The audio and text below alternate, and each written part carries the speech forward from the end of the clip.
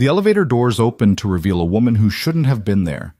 Blood trickled from a cut on Olivia Hart's temple as she stumbled forward, her designer heels clicking unevenly on marble. Chicago's most powerful CEO looked nothing like her magazine covers tonight. Lucas Bennett froze, grease-stained hands still gripping his toolbox. This wasn't supposed to happen. She wasn't supposed to see him. More importantly, she wasn't supposed to collapse against his chest, whispering words that would shatter everything he thought he knew about safety. Please don't let me go back up there alone. If you're ready for a story about unexpected courage, dangerous secrets, and the collision of two impossible worlds, stay until the end. Hit that like button and drop a comment telling me what city you're watching from. I want to see how far this story travels. The fluorescent lights in the basement maintenance corridor flickered with their usual rhythm, casting shadows that danced across water-stained concrete walls. Lucas Bennett moved through the dimness with practiced ease, his boots making soft scraping sounds against the gritty floor. The building above him hummed with the quiet energy of after-hours corporate life. A few executives burning midnight oil, cleaning crews beginning their rounds, security guards watching monitors that showed empty hallways.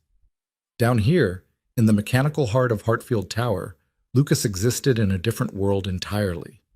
He knelt beside an electrical panel, his weathered hands moving with the precision of someone who'd spent 15 years learning the language of circuits and switches. Sweat beaded on his forehead despite the cool air.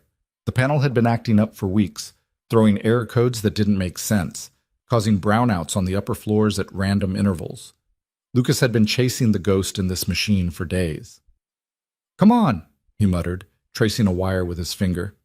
"Tell me what's wrong." His phone buzzed in his pocket. Lucas didn't need to look to know it was a text from Mrs. Chen, his neighbor who watched 7-year-old Ava on nights when work ran late. The message would be the same as always. "Ava's asleep. Take your time. We're fine." Mrs. Chen never complained, but Lucas felt the weight of obligation every time. 3 years of late nights, emergency calls, weekend shifts.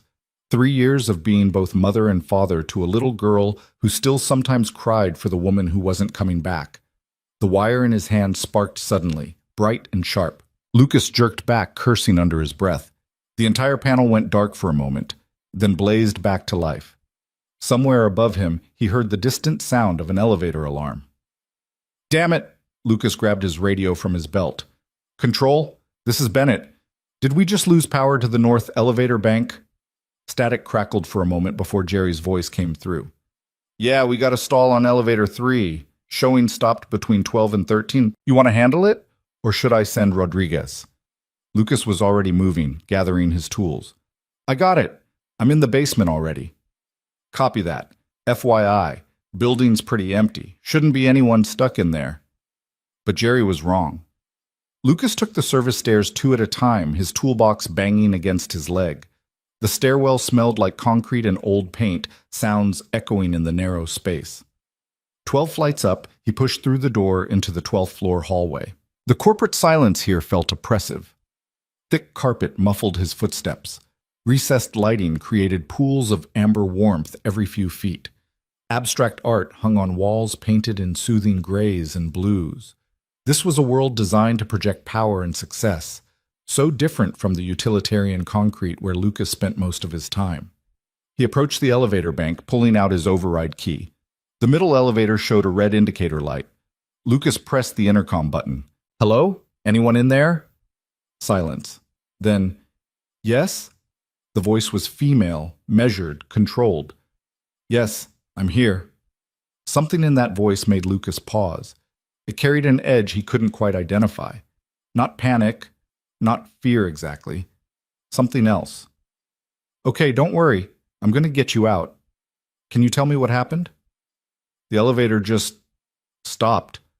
The lights flickered and everything went dark for a moment. Then the emergency lights came on. "Are you injured?" A pause. "No, I'm fine." Lucas began working on the override panel, but something made him keep talking. That strange quality in her voice. "My name's Lucas. I'm with building maintenance. We had a power fluctuation that caused the elevator to safety stop.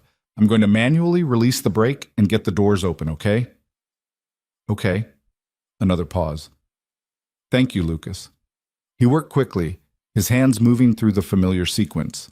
Release the brake. Check the position. Ensure the car was level with the floor. The machinery responded smoothly, and within minutes, Lucas had the doors beginning to slide open. That's when everything changed. The woman who stood in the elevator wasn't supposed to be there. Not at this hour. Not looking like this. Lucas recognized Olivia Hart immediately. Anyone who worked in Hartfield Tower knew the CEO by sight. Her face appeared on the building's promotional materials, in Chicago business magazines, sometimes even in national news coverage. She was a figure of power, always photographed in perfect business attire, always composed, always in control. But the woman facing him now looked nothing like those carefully crafted images. Her dark hair, usually pulled back in an immaculate style, hung loose around her shoulders. Her white blouse was partially untucked, buttons askew. Mascara traced dark lines down her cheeks. And there, just above her left temple, a thin line of blood ran from a small cut. Lucas's training kicked in immediately. "You're hurt." Olivia's hand went to her temple, touching the blood as if she'd forgotten it was there. "It's nothing. I'm fine." "That's not nothing. You need that looked at." Lucas stepped into the elevator, setting down his toolbox. "What happened?" For a moment, Olivia just stared at him. Her eyes, gray-green, Lucas noticed, held something he couldn't read. Fear? Exhaustion? Then her carefully maintained composure cracked just slightly. "I tripped," she said, "when the lights went out. Fell against the handrail." Lucas pulled a clean cloth from his pocket, the kind he always carried for wiping tools. "May I?" She nodded, and he gently pressed the cloth to her temple. This close, he could smell her perfume, something expensive and subtle. Could see that her hands were trembling slightly. "You should probably have someone check this out properly," Lucas said quietly. "Head wounds can be tricky." "I said I'm fine." The CEO voice returned, sharp and dismissive, then softer. "Sorry, I need to go home." Lucas stepped back, giving her space. As Olivia moved past him into the hallway, she stumbled slightly, and Lucas instinctively reached out to steady her. His grease-stained hand caught her arm, and for a moment they both froze. "Thank you," Olivia whispered.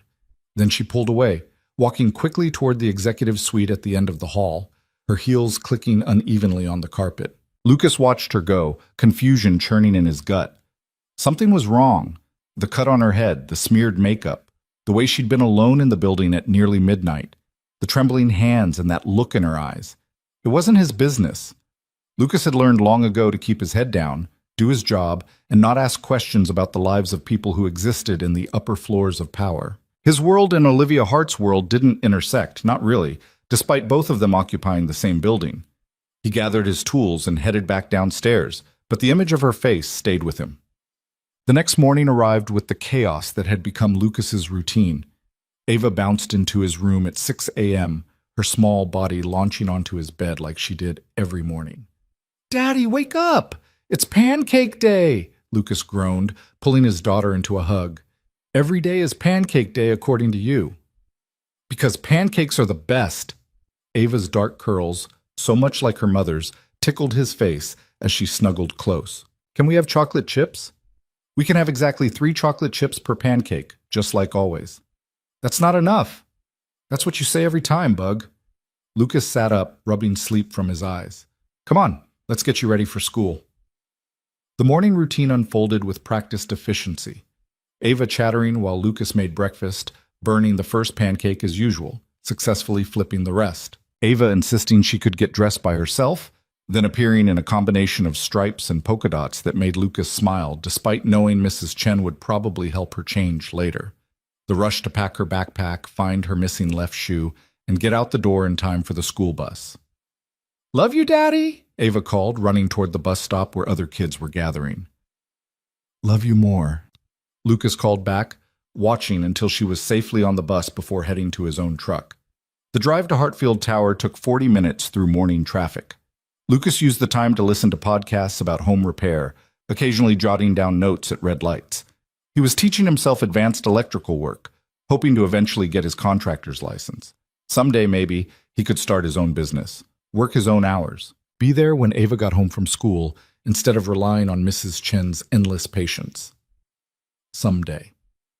The word felt both hopeful and impossibly distant. The service entrance to Hartfield Tower looked nothing like the grand lobby where executives and visitors entered. Lucas parked in the underground lot, badged through a plain metal door, and descended into the fluorescent-lit break room where the maintenance crew gathered each morning. "Bennett," Rodriguez called out, looking up from his coffee. "Heard you had some excitement last night." "Just a stuck elevator. Nothing major." "Jerry said you rescued the Ice Queen herself." Rodriguez grinned. "That true?" Lucas felt his jaw tighten. "I got someone out of a stuck elevator. That's the job." "Easy, man. I'm just saying, that's probably the closest most of us will ever get to Her Majesty." Rodriguez leaned back in his chair. "What was she like? Did she even say thank you?" "She's a person, Rodriguez, same as anyone else. A person who makes in one day what we make in a year, but sure, same as anyone else." Marcus Williams, the crew chief, walked in before Lucas could respond. "All right, guys, listen up. We've got a busy day. Bennett, I need you on the HVAC system for floors 15 through 20. Been getting complaints about temperature fluctuations." The day settled into familiar patterns. Lucas moved through the building's hidden spaces, maintenance corridors, mechanical rooms, the narrow crawlways between floors where ductwork and pipes created a maze only the crew understood. He liked this work, the tangible problem-solving, the satisfaction of fixing something that was broken. Around noon, while Lucas was elbow-deep in an air handler on the 17th floor, his radio crackled. "Bennett, you there?" "Yeah, Marcus. What's up?" "Need you to do a maintenance check in the executive suite. Someone reported a light flickering in the CEO's office." Lucas paused, wrench in hand. "Can't Rodriguez handle that?" "He's dealing with a plumbing issue on 9. You're closest. Should be quick." "Copy that." Lucas gathered his tools with a strange reluctance. The executive suite occupied the entire top floor of Hartfield Tower, a space he rarely visited. The carpet up there was thicker, the art more expensive, the silence more profound. It was a different world, one where Lucas always felt acutely aware of his work-worn clothes and calloused hands. The elevator ride to the top floor felt longer than usual. Lucas found himself checking his reflection in the polished metal doors, noticing a grease stain on his shirt collar that he'd missed that morning. He tried to wipe it away, then felt foolish for caring. The executive suite receptionist, a polished woman in her 50s named Patricia, looked up when Lucas approached. "Oh good, you're here. Ms. Hart's office. The light over her desk has been flickering all morning." Patricia lowered her voice slightly. "She's in a meeting right now, but it should be fine to work in there. Just be quiet, please." Lucas nodded and moved through the suite, past glass-walled conference rooms where important-looking people discussed important-looking things. Olivia's office sat at the far end, with floor-to-ceiling windows overlooking Chicago's skyline. The door was slightly ajar. Lucas could hear voices, Olivia and someone else, male, the tone professional but strained. "The board is asking questions, Olivia. They want to know why you're pushing back on the Meridian acquisition." "Because the numbers don't work, Richard. We'd be over-leveraging ourselves for a company with declining market share." "The optics are good. That's what matters." "No." Olivia's voice carried steel. "What matters is sustainable growth, not flashy acquisitions that look good in press releases but damage the company long-term." Lucas knocked quietly on the doorframe. The voices stopped. "Come in," Olivia called. Lucas entered, keeping his eyes down. "Sorry to interrupt. I'm just here to check the light fixture." The man sitting across from Olivia, silver-haired, expensive suit, looked at Lucas with barely concealed irritation. "How long will this take?" "Just a few minutes, sir." "We'll continue this later, Richard." Olivia's tone made it clear the discussion was over. "I have another meeting in 15 minutes anyway." Richard stood, straightening his tie. "Think about what I said, Olivia. The board isn't going to wait forever." He left without acknowledging Lucas. The office fell quiet except for the soft hum of the city beyond the windows. Lucas pulled out his ladder, trying to make himself as unobtrusive as possible.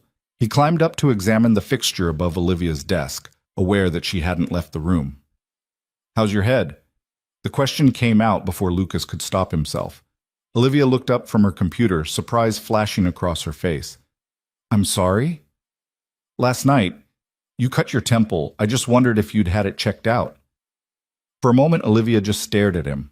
Then something in her expression softened, just barely. It's fine, just a scratch. Lucas could see a small bandage partially hidden by her hair. Good. He returned his attention to the light fixture, checking the connections. Loose wire, simple fix. He worked quietly, but the silence felt heavy, expectant somehow. You have a daughter, Olivia said suddenly. Lucas nearly dropped his screwdriver. How did you... You mentioned her once. A few months ago when you were fixing the elevator on the 6th floor. You got a call from your neighbor about picking her up from school. Lucas didn't remember that conversation, didn't remember Olivia being anywhere nearby. The fact that she'd noticed, that she'd remembered, unsettled him. Yeah, Ava, she's 7. That must be difficult, managing work and raising a child alone. There was something in her voice that made Lucas look down from the ladder. Olivia was watching him with an expression he couldn't quite read. Not pity, exactly.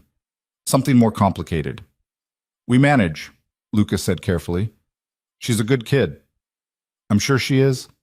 The light fixture hummed back to life, steady and bright. Lucas climbed down, putting away his tools. He should leave. This conversation was straying into territory that made him uncomfortable. The crossing of invisible lines that separated people like him from people like Olivia Hart. But something made him pause at the door.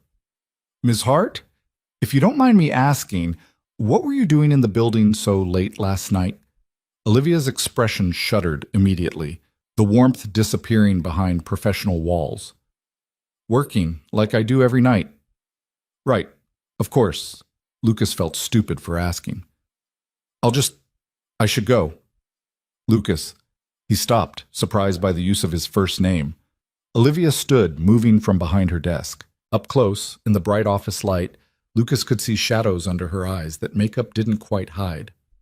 Thank you for last night and for asking about my head just now. It's nothing, just doing my job. Is it just your job to care whether people are okay? The question caught Lucas off guard. He thought about it, about the way he checked on elderly tenants in his apartment building, helped Mrs. Chen carry groceries up the stairs, listened when Jerry talked about his divorce. Maybe caring wasn't part of the job description, but it was part of who he was. I guess I just think everyone deserves to be treated like they matter, Lucas said finally. Something flickered in Olivia's eyes, surprise or recognition or something else entirely. That's a rare philosophy in this building. Maybe you're in the wrong building then. The words came out before Lucas could filter them. He tensed, waiting for offense, for the CEO to put him in his place. But instead, Olivia laughed, a real laugh, startled and genuine. Maybe I am, she said quietly. The moment stretched between them, strange and fragile. Then Patricia's voice came through the intercom. Ms. Hart, your 2 o'clock is here. Send them in. Olivia's professional mask slipped back into place, but her eyes stayed on Lucas a moment longer. Thank you again. Lucas nodded and left, his mind churning with confusion as he headed back to the elevator. That conversation had felt like something, though he couldn't quite name what. A connection, maybe. A crack in the careful distance that separated their worlds. He shook his head, pushing the thought away. Olivia Hart was the CEO of a major corporation. He was a maintenance guy with a second-hand truck and an apartment that always smelled like whatever Mrs. Chen was cooking next door. The idea that there could be anything between them was ridiculous, wasn't it? That night, after putting Ava to bed, Lucas stood at his apartment window looking out at the city. Somewhere out there, in a penthouse or luxury condo he couldn't imagine, Olivia Hart was probably still working, still alone in her world of conference calls and board meetings and decisions that affected hundreds of people. He thought about the trembling in her hands, the blood on her temple, the way she'd looked when she said she was fine, even though Lucas could see she wasn't. His phone buzzed. A text from Marcus. Rodriguez called out sick tomorrow. Can you cover his morning routes? Lucas typed back. Yeah, no problem. More hours, less sleep. But the overtime meant Ava could do dance lessons in the fall, something she'd been begging for. It meant maybe fixing the truck's transmission before it gave out completely. It meant survival, the same careful juggling act Lucas had been performing for 3 years. He thought about Olivia's question. That must be difficult, managing work and raising a child alone. Difficult didn't begin to cover it. There were mornings when Lucas woke up exhausted before the day even started. Nights when he sat in his truck in the parking lot, giving himself 5 minutes to just exist before walking into the apartment and becoming dad again. Moments when he looked at Ava and saw Sarah's smile, felt the loss like a fresh wound all over again. But there were other moments too. Ava's laugh when he made funny voices reading bedtime stories. The pride in her eyes when she showed him a drawing from school. The way she fit perfectly in his arms, small and trusting and completely sure that Daddy could fix anything. Those moments made everything else worthwhile. Lucas turned away from the window, checking one more time that all the doors were locked, that Ava's nightlight was on, that her favorite stuffed rabbit was tucked beside her pillow. These small acts of protection were all he could offer against a world that had already taken so much. Tomorrow would be another long day. But tonight, in this moment, everyone Lucas loved was safe and sleeping peacefully. It would have to be enough. 3 floors above the maintenance break room, in an office that cost more to furnish than Lucas made in a year, Olivia Hart stared at financial reports without seeing them. She kept thinking about the maintenance man with kind eyes and grease-stained hands, about the way he'd asked if she was okay, not as an obligatory question, but like he genuinely cared about the answer. When was the last time someone had asked her that?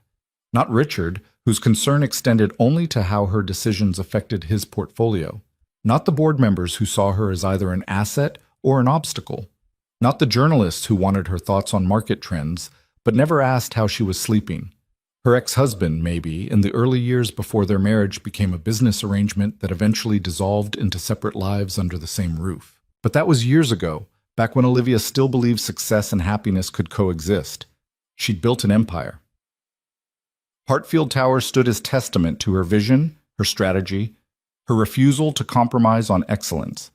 The company employed over 2,000 people, generated billions in revenue, shaped markets and industries. And Olivia came home every night to an empty penthouse where she ate takeout in front of her laptop, fell asleep reading acquisition proposals, and woke up to do it all over again. I guess I just think everyone deserves to be treated like they matter. Lucas had said it so simply, like it was obvious, like caring about people was just the default way to move through the world. Olivia wondered what that would be like. To live with that kind of straightforward kindness, to not constantly calculate angles and motivations, to trust that people meant what they said. She thought about the way Lucas had looked at her, the absence of calculation in his gaze. He didn't want anything from her, didn't see her position or her power. He'd just seen a person who might need help. When was the last time anyone had seen her that way? Olivia's phone buzzed with an email from Richard, following up on their conversation about the Meridian acquisition. She deleted it without reading, suddenly exhausted by the endless cycle of meetings and decisions and corporate warfare. The city spread out before her windows, millions of lights representing millions of lives. People like Lucas, she supposed, working hard to take care of the people they loved. Building smaller empires of family and connection that were somehow more real than anything in this office. Olivia stood, pressing her palm against the cool glass. Somewhere down there, in an apartment she would never see, Lucas was probably putting his daughter to bed, reading stories, being the kind of father Olivia had never known, the kind of person she'd never let herself become. Success had required sacrifices. Olivia had made them willingly, told herself they were worth it. And they were worth it, weren't they? She'd proven herself in a world designed to exclude women like her. She'd built something lasting, but lasting for whom? When she was gone, the company would continue. Someone else would sit in this office, make these decisions. Her legacy would be measured in stock prices and market share, numbers that meant nothing to the empty rooms waiting for her at home. Everyone deserves to be treated like they matter. Olivia closed her eyes, feeling something crack inside the careful armor she'd built around herself. For just a moment, she let herself imagine a different life. Smaller, maybe, quieter, but filled with the kind of simple kindness that Lucas seemed to carry so effortlessly. Then she opened her eyes, gathered her things, and prepared to go home to another empty night, because imagining different lives was a luxury Olivia Hart couldn't afford. Not anymore. Mom. The following week passed in the usual rhythm. Lucas moved through the building, fixing broken things, while Olivia moved through board meetings, fixing broken strategies. Their paths didn't cross, two people orbiting in completely different spheres despite occupying the same physical space. But something had shifted, subtle and undeniable. Lucas found himself noticing when Olivia's light stayed on late into the evening, wondering if she'd eaten, if anyone had asked her if she was okay. The thoughts embarrassed him. She was a successful CEO, perfectly capable of taking care of herself. She didn't need concern from the maintenance guy. Still, the thoughts persisted. Olivia found herself listening for the sound of Lucas's voice in the hallways, the quiet confidence in the way he explained problems to his crew. She caught herself arranging meetings in locations where she might pass through the areas he was working just to see if he was there. It was ridiculous. She was behaving like a teenager with a crush, not a 42-year-old woman running a major corporation. But ridiculous or not, the feelings persisted. On Friday afternoon, Olivia made a decision. She called down to maintenance, asking for someone to check the ventilation in her office. It was working fine, but no one needed to know that. Marcus sent Lucas. When he arrived, Olivia was sitting at her desk, pretending to be absorbed in paperwork. Lucas knocked on the open door and she looked up as if surprised to see him. "Ms. Hart, I'm here about the ventilation issue?" "Yes, thank you for coming up." Olivia gestured toward the vent near her desk. "It's been making a strange noise, kind of a rattling sound." Lucas moved to examine it, and Olivia watched him work. There was something peaceful about the way he approached problems. Methodical, patient, competent. No drama, no urgency. Just steady attention to fixing what was broken. "I'm not hearing anything unusual," Lucas said after a few minutes. "But I can do a full diagnostic if you want. Might take a while, though." "That's fine. I'll be working anyway." So Lucas worked, and Olivia pretended to work, and the office filled with a comfortable silence that neither of them seemed eager to break. After 20 minutes, Lucas climbed down from his ladder. "Everything looks good. The system's running smoothly. Maybe whatever was making noise resolved itself." "Oh, well, thank you for checking." Lucas should have left then. Instead, he hesitated, looking at Olivia with that same gentle concern that had unsettled her the first time. "Can I ask you something?" Olivia felt her heart rate quicken. "Of course." "Do you ever stop working?" The question surprised her into honesty. "Not really, no." "Why not?" "Because stopping means thinking. Thinking means remembering all the things I'm trying not to remember." The words hung in the air between them. Olivia couldn't believe she'd said them out loud, especially to someone she barely knew. But something about Lucas invited honesty, maybe the way he'd looked at her that night in the elevator, like she was a person instead of a position. Lucas nodded slowly, understanding in his eyes. "Yeah, I know that feeling." "Your wife," Olivia said softly. "I'm sorry." "How did you—" "I asked about you. After that night in the elevator, I was curious." Now it was Lucas's turn to look surprised. "You asked about me?" "I did." Olivia stood, moving from behind her desk. "I wanted to understand who would stop to help someone with such simple kindness. Turns out you do that for everyone, not just CEOs stuck in elevators." Lucas shifted uncomfortably. "I just try to treat people right. It's not special." "It's special to me." The admission came out quieter than Olivia intended. "I can't remember the last time someone asked how I was doing and actually wanted to know the answer." "How are you doing, Olivia?" The use of her first name felt intimate, crossing some invisible boundary. Olivia should have corrected him, maintained professional distance. Instead, she answered honestly. "I'm tired. Successful, but tired. And very, very lonely." Lucas's expression softened. "Yeah, I understand that too." They stood facing each other in the quiet office. Two people from completely different worlds discovering unexpected common ground. Outside the windows, Chicago sprawled in the afternoon light, millions of people living millions of separate lives. But in this moment, just for a second, Olivia and Lucas existed in a space outside all of that. "Would you—" Olivia started, then stopped, suddenly uncertain. This was crazy.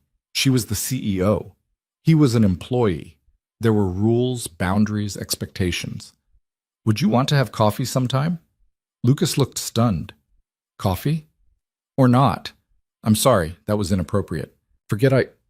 No, I'd like that." Lucas smiled, genuine and warm. "I'd really like that." Relief flooded through Olivia. Really? Really? Though I have to warn you, I'm not much for fancy coffee shops. I usually just grab whatever's cheapest at the corner store. I think I can handle cheap coffee. And I should probably tell you up front. Any relationship I have, Ava comes first. Always. That's non-negotiable. Relationship?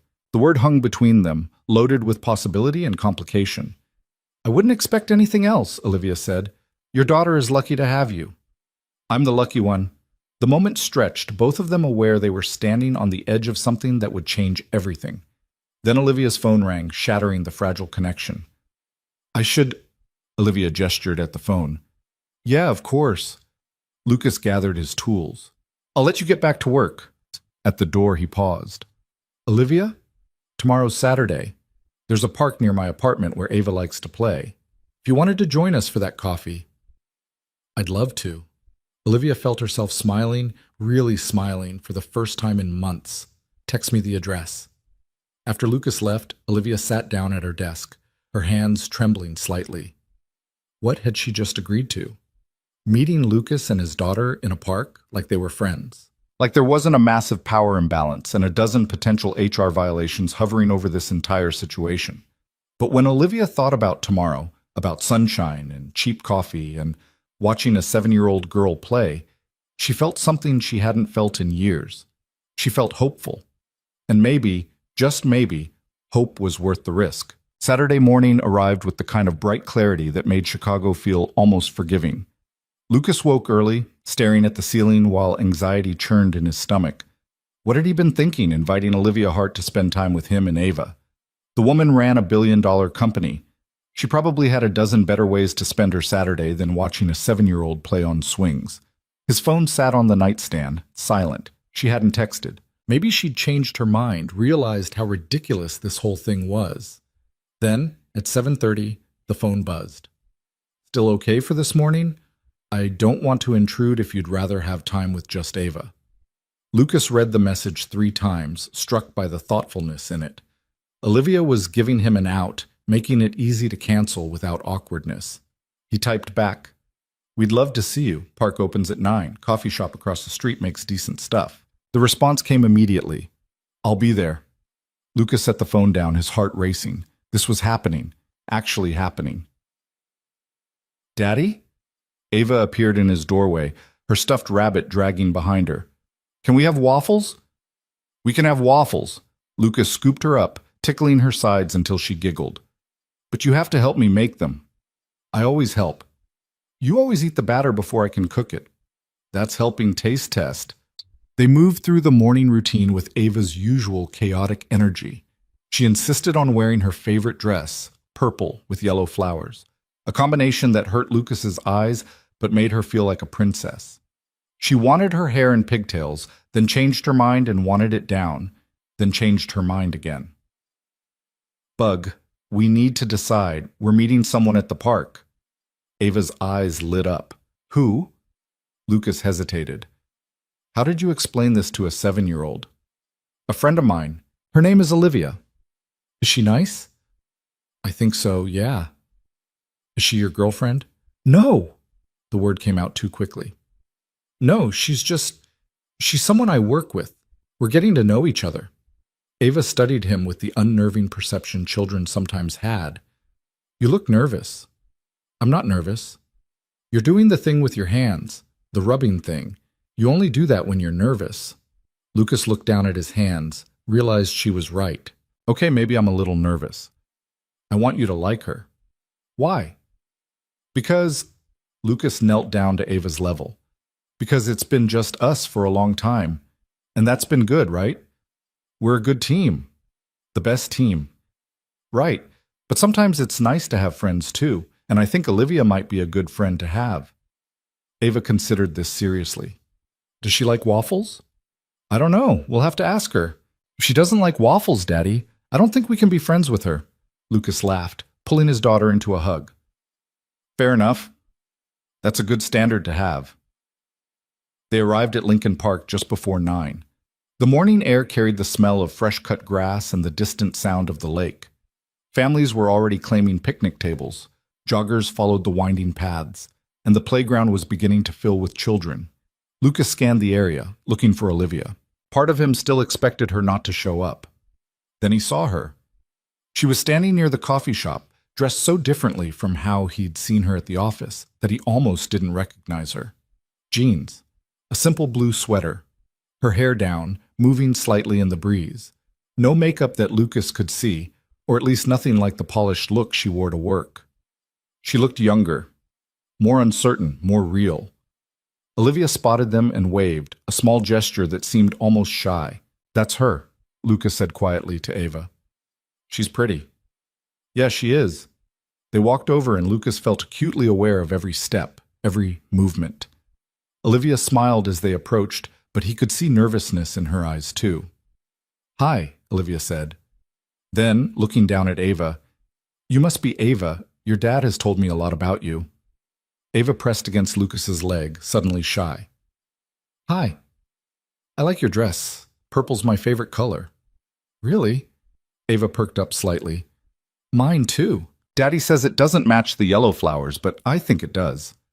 "I think it matches perfectly," Olivia said seriously. "Sometimes the best things don't match in the usual way." Lucas watched the exchange, something warm spreading through his chest.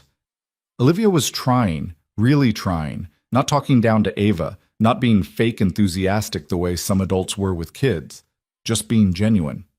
"Should we get that coffee?" Lucas suggested. The shop was busy with the weekend morning crowd, but they found a small table by the window. Lucas ordered his usual black coffee. Olivia got something with a complicated name he didn't catch, and Ava requested hot chocolate with extra marshmallows. "So," Olivia said once they were settled, "do you come here often?" "Every Saturday when the weather's nice," Lucas said. "It's kind of our tradition. Park in the morning, library in the afternoon." "The library has story time," Ava added, chocolate already smudging her upper lip. "Miss Jennifer reads with funny voices." "That sounds wonderful." Olivia's smile seemed genuine. "I used to love the library when I was your age." "You did?" Ava tilted her head. "What was your favorite book?" "Where the Wild Things Are." "I must have read it 100 times." "I like that one too, but my favorite is Corduroy. It's about a bear who lives in a department store." "I know that one. It's a good choice." Lucas sipped his coffee, watching them talk. Ava was warming up, her initial shyness fading. She started telling Olivia about school, about her best friend Maya, about the dance lessons she was going to start in the fall. Olivia listened with what seemed like genuine interest, asking questions, laughing at Ava's jokes. "Daddy almost never laughs at my jokes," Ava said conspiratorially. "He says they're not funny." "That's not true," Lucas protested. "I laugh at your jokes all the time." "Oh, only the good ones."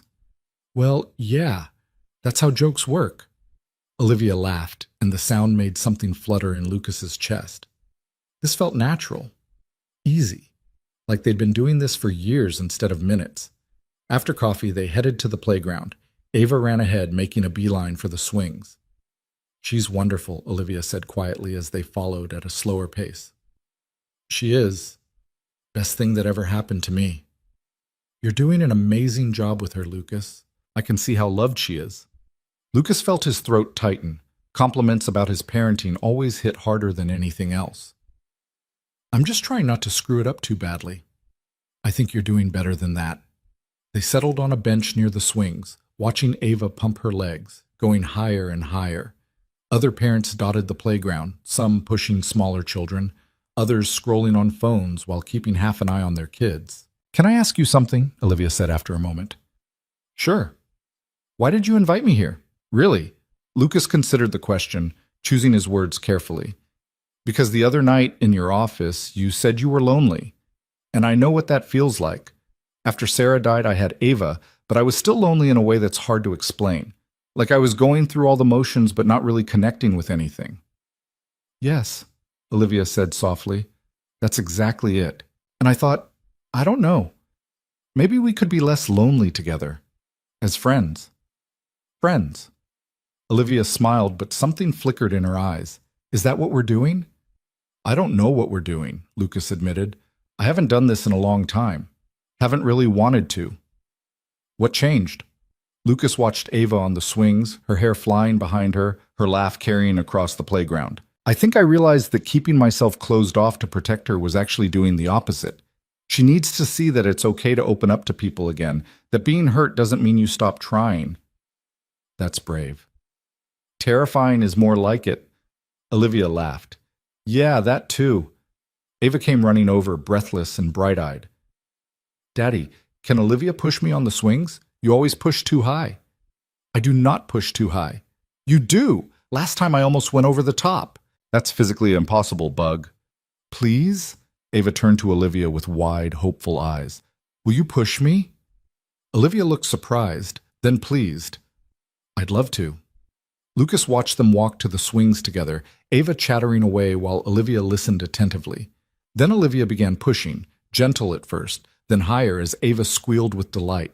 Other parents glanced over, probably wondering who this woman was. Not dressed like a nanny, too young to be a grandmother, too comfortable to be a stranger. Let them wonder, Lucas thought. Let them make whatever assumptions they wanted. His phone buzzed. A text from Marcus. Hey man, sorry to bother you on your day off. Can you cover a shift tomorrow morning? Jerry's kid is sick. Lucas sighed, typing back. Yeah, I can do it. What time? 6 a.m. Should be done by noon. They're when his Sunday plans. He'd promised Ava they'd go to the zoo, but Mrs. Chen could probably take her. Or maybe they could go in the afternoon instead. The constant juggling, the endless negotiation between work and parenting, and the basic need to sometimes just breathe. Everything okay? Olivia had returned, Ava running off to the slide. Yeah, just work stuff. Have to go in tomorrow morning. On Sunday? Someone called out, I'm covering. Olivia frowned. Do they do that often? Call you on your days off? When they need to, it's fine. It's not fine, Lucas. You have a life. You have a daughter. And I have bills to pay. The words came out sharper than Lucas intended. Not all of us have the luxury of saying no when work calls. Olivia went quiet, and Lucas immediately regretted his tone. I'm sorry, that was... No, you're right. Olivia sat down beside him. I forget sometimes how different our worlds are. They don't have to be that different, don't they? Olivia's voice was soft, almost sad. You work in maintenance because you have to. I run a company because I chose to. You raise your daughter alone because the person you loved died. I'm alone because I prioritized everything else. Our circumstances aren't the same at all. Maybe not, Lucas agreed. But loneliness feels pretty similar no matter how you got there. Ava ran back over, her face flushed with excitement. Daddy, there's a dog. Can I pet it? Lucas looked where she was pointing. A golden retriever sat near its owner, tail wagging. Go ask the owner first. Ava ran off and Lucas called after her. Use your manners. I will. They watched her approach the dog's owner, a young woman who smiled and nodded. Ava knelt down, carefully petting the dog while it licked her face, making her giggle. She's going to want a dog now, Lucas said. She asks at least once a week. Why don't you get one? Our apartment doesn't allow pets, plus I'm barely keeping up as it is. Adding a dog to the mix would probably break me. Olivia was quiet for a moment. What if you didn't have to keep up alone? Lucas turned to look at her. What do you mean? I mean, Olivia seemed to be choosing her words carefully. What if you had help, real help, not just Mrs. Chen watching Ava when you work late? Olivia, we just met. Or we've known each other for a while, but we just started, whatever this is. You can't... I'm not suggesting anything inappropriate, Olivia said quickly. I just mean, I have resources. If you needed someone to help with Ava sometimes, or if you wanted to cut back your hours, I could... No. Lucas stood up, suddenly uncomfortable. I appreciate it, but no. I don't need charity. It's not charity. It feels like charity. Lucas ran a hand through his hair, frustrated. Look, I know you're trying to help, but I've been doing this on my own for 3 years. I don't need someone to swoop in and fix everything. That's not what I'm trying to do. Isn't it? Lucas softened his tone, seeing the hurt in Olivia's eyes. You're used to solving problems, making things better. I get that. But I'm not a problem that needs solving. I'm just a guy trying to do right by his kid. Olivia stood up too, facing him. You're right. I'm sorry. I overstepped. But you didn't overstep. You just... You come from a world where money fixes things. And maybe it does fix a lot of things. But it can't fix what I'm dealing with. What are you dealing with? Lucas watched Ava, still playing with the dog, her whole face lit up with joy. Grief. Fear. The constant worry that I'm not enough for her, that she's going to grow up and realize her dad tried his best, but it still wasn't good enough. Lucas, Olivia's voice was gentle. She adores you. Anyone can see that. For now. But what about when she's older? When she realizes other kids have more? When she wants things I can't give her?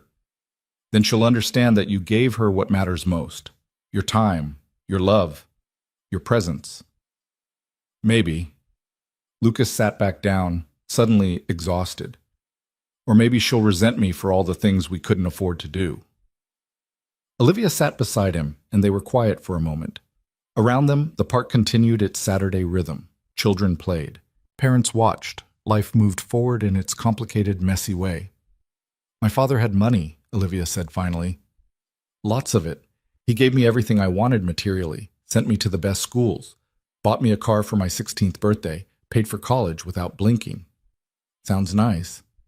It was lonely. Olivia's voice carried old pain. He was never there. Always working, always traveling. I used to pretend I was sick just so he'd come home from business trips. It never worked. Lucas looked at her, seeing past the successful CEO to the girl who'd wanted her father's attention. When he died, Olivia continued, I inherited his company, his money, his legacy. And you know what? None of it filled the hole he left by never just being present, by never choosing me over his work. I'm sorry. Don't be. I'm telling you because Ava isn't going to resent you for what you can't buy her. She's going to love you for showing up, for being there, for choosing her every single day. You really think so? I know so, Olivia smiled, because I would have traded every expensive gift for a father who actually saw me. They sat in silence, something shifting between them. Not romance exactly, though Lucas felt the pull of that too. Something deeper. Understanding, recognition. Two people who'd been shaped by loss in different ways, finding unexpected common ground. Daddy! Ava came running back over. The dog's name is Cooper! And his owner said, I was very polite. That's great, Bug. Lucas pulled her into a hug. I'm proud of you. Can we get ice cream now? Olivia should come too. Lucas looked at Olivia, raising an eyebrow. You up for ice cream? I haven't had ice cream in years. Years? Ava looked horrified. That's so sad. We have to fix that right now. Olivia laughed. I guess I have no choice then. They walked to the ice cream shop a few blocks away, Ava between them, holding both their hands. Lucas felt the warmth of her small palm in his, noticed the way Olivia's grip was gentle but sure. Passers-by probably thought they were a family, mom, dad, daughter, enjoying a Saturday together. The assumption should have made Lucas uncomfortable. Instead, it felt strangely right. At the shop, Ava debated flavors for 10 minutes before settling on strawberry with gummy bears mixed in. Lucas got vanilla. Olivia, after studying the menu like it was a contract negotiation, chose chocolate. Boring, Ava pronounced. Ava, that's rude, Lucas said. It's okay. Olivia grinned. She's not wrong. I'm pretty boring when it comes to ice cream. You should try my flavor, Ava said seriously. It's the best. Maybe next time. Next time. The words hung in the air, a promise of continuity. They found a bench outside, eating their ice cream while watching the city move past. Lucas found himself relaxing in a way he rarely did, the constant tension in his shoulders easing. This is nice, Olivia said softly. Yeah? Yeah, I can't remember the last time I did something like this. Just existed. No agenda, no meetings, no deals to close. Welcome to my exciting life, Lucas said dryly. It is exciting. Olivia watched Ava chase a pigeon, giggling as it flew away. It's real. That's more exciting than most of what I do. I doubt that. You run a major company. That's got to be interesting. It's challenging, demanding, sometimes satisfying. But interesting? Olivia shook her head. Not like this. Not like watching a 7-year-old discover that pigeons won't play with her. Lucas laughed. She tries every week, never learns. That's called optimism. That's called denial. Maybe they're the same thing. Lucas considered that. After Sarah died, people had told him to stay optimistic, to believe things would get better. But optimism felt like lying to himself. Denial seemed more honest, pretending he was fine until eventually, maybe, he actually would be. You're thinking too hard, Olivia said. I can see it on your face. Sorry, occupational hazard. Of being a maintenance guy? Of being a single parent? You're always thinking 3 steps ahead, planning for problems before they happen. Sounds exhausting. It is. Olivia shifted closer, and Lucas became acutely aware of the warmth of her beside him. What if you didn't have to think ahead for a minute? What if you just sat here and ate ice cream? I'm eating ice cream. You're eating ice cream while mentally running through your to-do list. I can practically hear you thinking about laundry and grocery shopping and whatever's broken in your apartment. Lucas smiled because she was right. The bathroom sink's leaking. I need to fix it before it gets worse. See? Stop that. Stop thinking about home repairs. Stop thinking about anything except this moment. Right here. Right now. Lucas tried. He closed his eyes, feeling the sun on his face, heard Ava's laughter, tasted vanilla on his tongue, felt the slight pressure of Olivia's shoulder against his. For just a moment, he let himself exist without planning, without worrying, without bracing for the next crisis. It felt dangerous and wonderful at the same time. Better? Olivia asked. Better. When Lucas opened his eyes, Ava was standing in front of them, ice cream smeared on her face, looking pleased with herself. I made a new friend. She pointed to another little girl about her age. Her name is Emma, and she has a turtle named Steve. That's great, Bug. Did you ask Emma's parents if it's okay to play? Yep. They said yes. Can I go? Lucas glanced at the other parents, a couple sitting on a nearby bench, watching their daughter with the kind of tired affection Lucas recognized. They waved, and he waved back. Stay where I can see you, Lucas said. I will. Ava ran off, joining Emma in what appeared to be an elaborate game involving sticks and dramatic sound effects. She makes friends easily, Olivia observed. Too easily sometimes. She doesn't have much fear of strangers. Is that a bad thing? Lucas thought about it. I don't know. Part of me loves that she's so open, but part of me worries that the world's going to teach her to be afraid, and I won't be able to protect her from that. You can't protect her from everything. I know. Doesn't stop me from wanting to. Olivia's hand found his, fingers intertwining with a naturalness that surprised them both. You're a good father, Lucas. You keep saying that. Because it's true. And because I don't think you believe it. Lucas looked down at their joined hands. Do you want kids?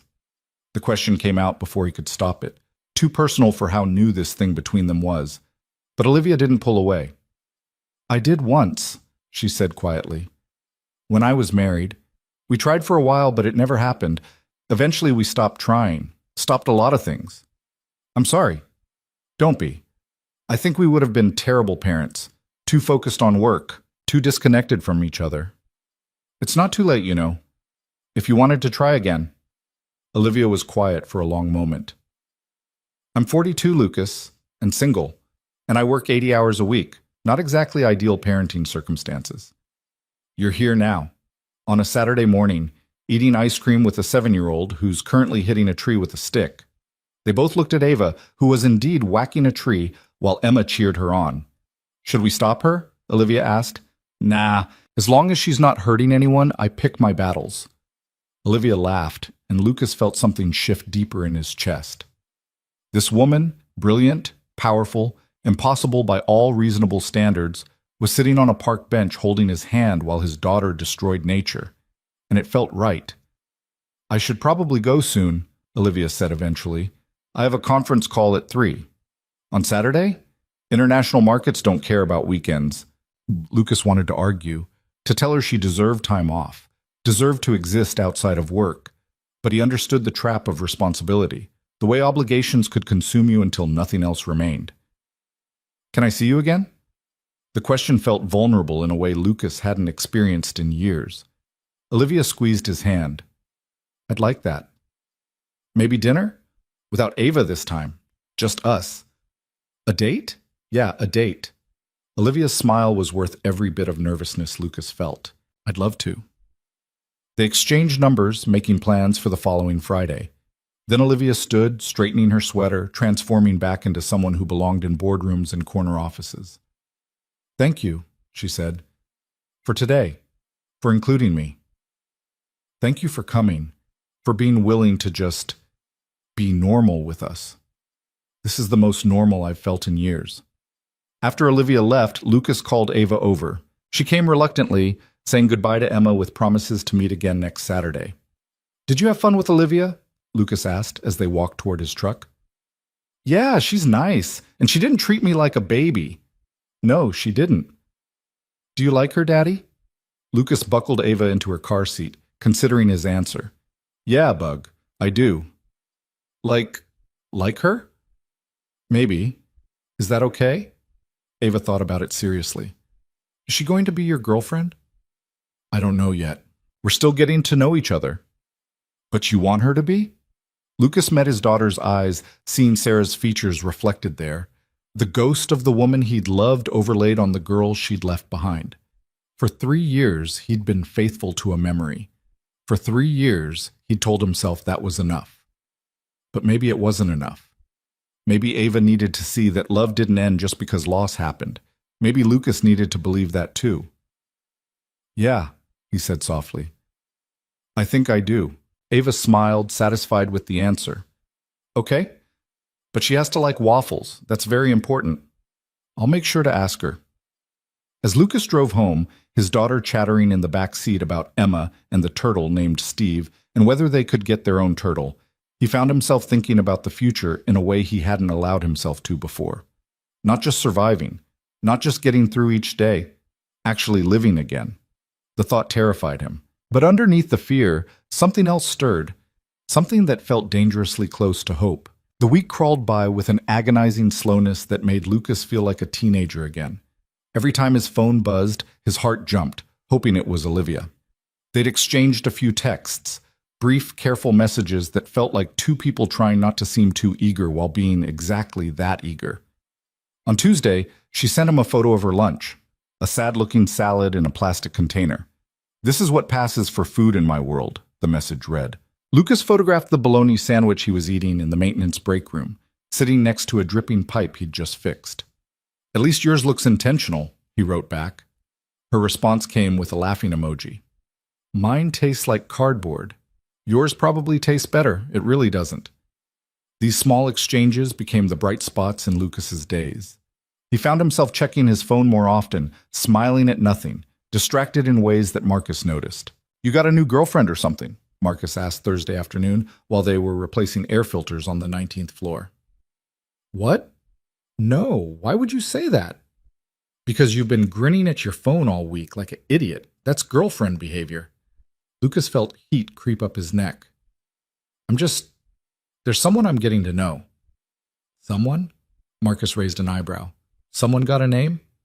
It's new. I don't want to jinx it. Fair enough. Marcus handed Lucas another filter. Just be careful, man. Ava's at that age where she notices things.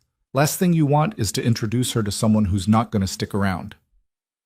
I know, but the truth was more complicated. Ava had already met Olivia, already liked her. If this thing fell apart, it wouldn't just be Lucas who got hurt. The thought kept him up Thursday night, staring at his ceiling while doubt circled like a predator. What was he doing? Olivia Hart lived in a penthouse somewhere, probably had a closet bigger than his entire apartment. She made decisions that affected thousands of people, and Lucas fixed toilets and changed light bulbs. This couldn't work. The difference between their worlds was too vast. But then he remembered the way she'd looked at the park, relaxed and genuine, laughing at Ava's jokes. The way her hand had felt in his, warm and real. The loneliness in her voice when she'd admitted how empty her success felt. Maybe the difference between their worlds didn't matter as much as the things they had in common. Or maybe Lucas was an idiot setting himself up for heartbreak. Friday arrived with gray skies and the threat of rain. Lucas had arranged to leave work early, something he almost never did. Marcus had given him a knowing look but hadn't asked questions. Now, standing in front of his bathroom mirror, Lucas felt completely out of his depth. What did you wear to dinner with a CEO? He owned exactly 3 shirts that weren't work clothes. 1 button-down he wore to parent-teacher conferences, and 2 t-shirts that were slightly less faded than the rest. He chose the button-down, a blue Oxford that Sarah had bought him years ago. It still fit, mostly, though it was a little tight across the shoulders from the physical labor of his job. "You look nice, Daddy," Ava said from the doorway. She was already in her pajamas, ready for Mrs. Chen to come over. "Thanks, Bug. Are you nervous?" "Why does everyone keep asking me that?" "Because you're acting nervous. You keep fixing your hair."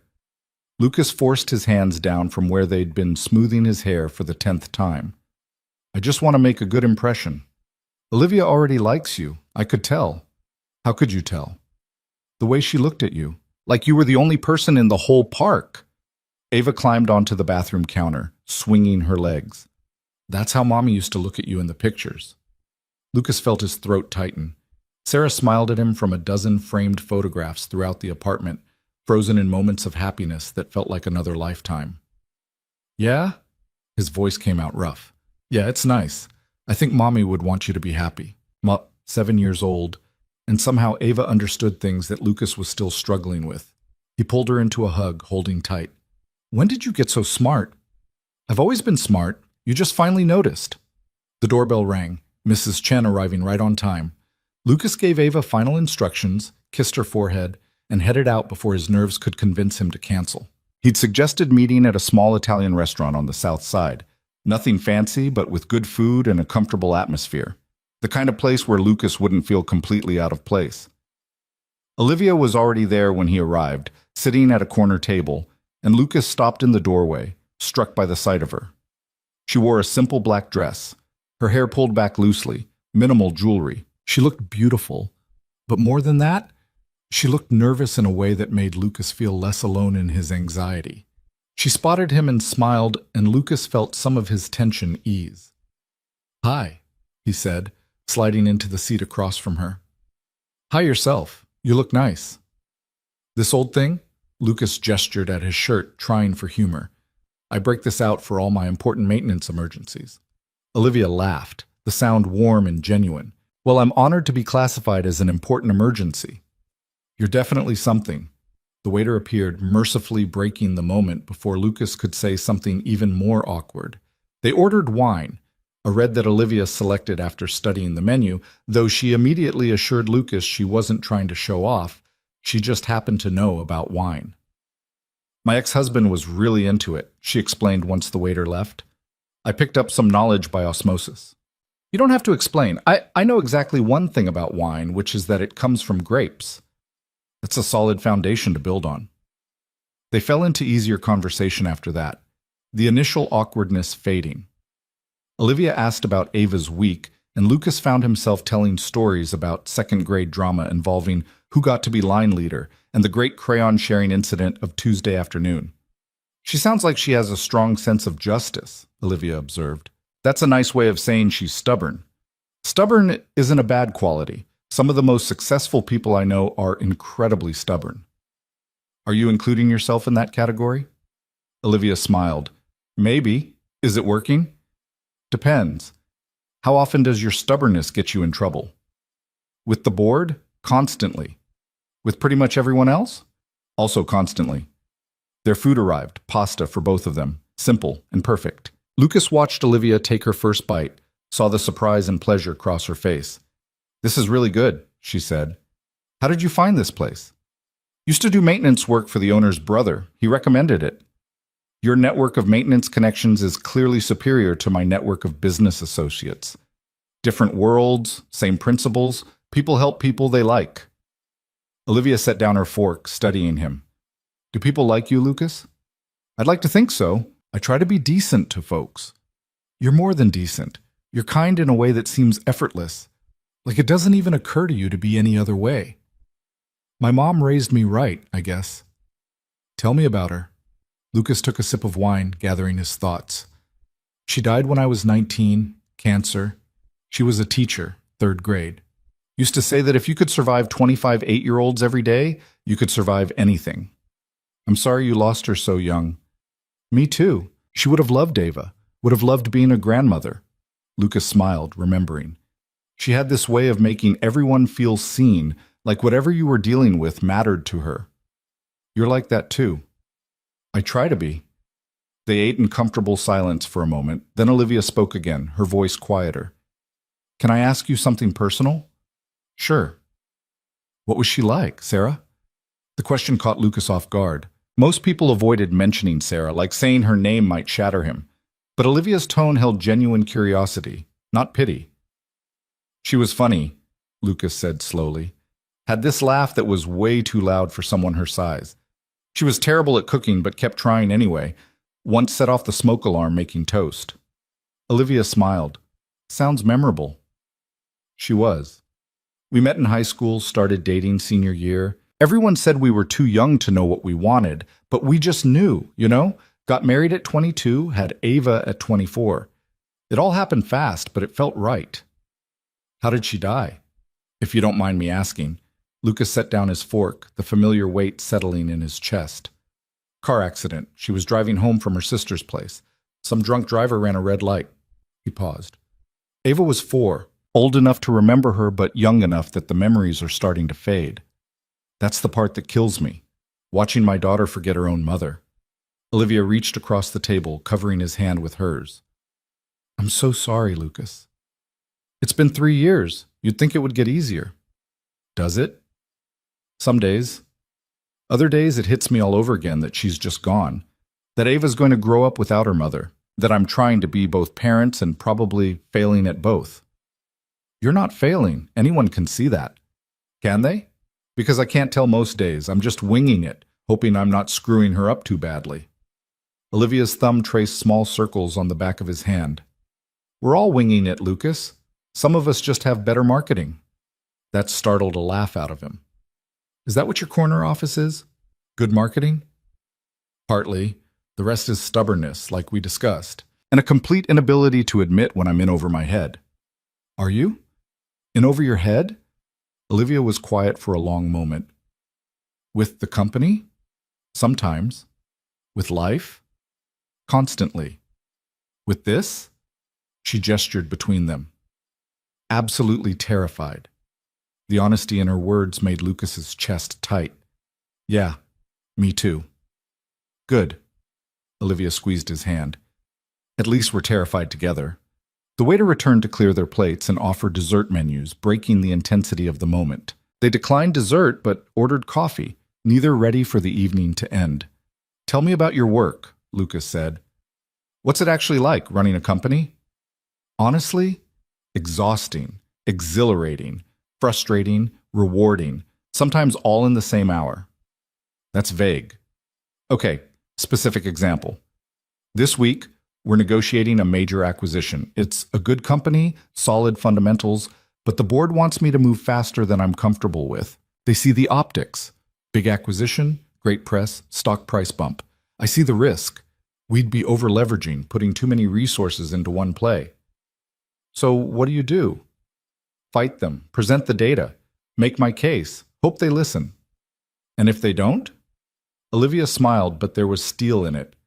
Then I do it anyway. That's the joy of being CEO. Sometimes you can just override everyone.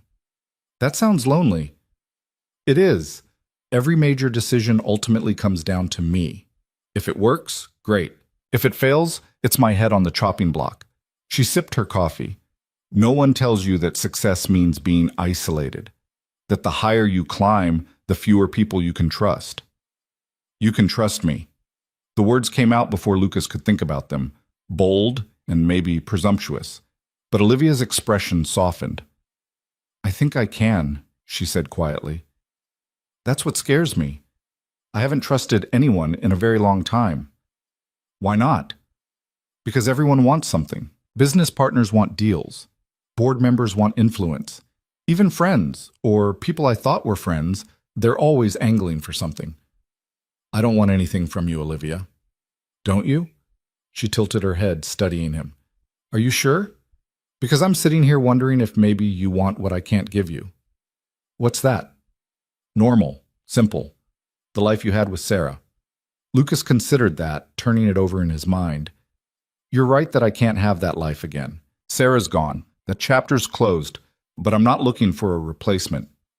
What are you looking for? I don't know yet. Maybe I'm just looking for someone who sees me. Not the widower, not the single dad struggling to make ends meet, just me. And you think I see you? Yeah, I think you do. Olivia smiled, and it reached her eyes in a way that made Lucas's heart skip. I see you, Lucas Bennett, and I like what I see. Even though I'm nothing like the businessmen you usually deal with, especially because of that. You're real. You say what you mean. You don't have an agenda hidden behind every word. That's just called being honest. In my world, honesty is a rare commodity. They finished their coffee and Lucas insisted on paying, despite Olivia's protests. Outside, the threatened rain had held off, leaving the evening cool and clear. They stood on the sidewalk, neither quite ready to say goodbye. I had a really good time, Olivia said. Me too. Can I ask you something? Sure. Olivia seemed to gather her courage. What happens now? With us? Lucas thought about all the reasons this couldn't work. Their different worlds, the complications, the risk to Ava if things fell apart. But then he looked at Olivia, brilliant, lonely, trying so hard to connect despite her fear, and the reasons didn't seem to matter as much. I think we keep doing this, he said, getting to know each other, seeing where it goes. Just like that? You're not worried about the complications? Terrified of them, but I'm more scared of missing out on something good because I was too afraid to try. Olivia stepped closer, and Lucas could smell her perfume, could see the flecks of gold in her gray-green eyes. When did you become so brave?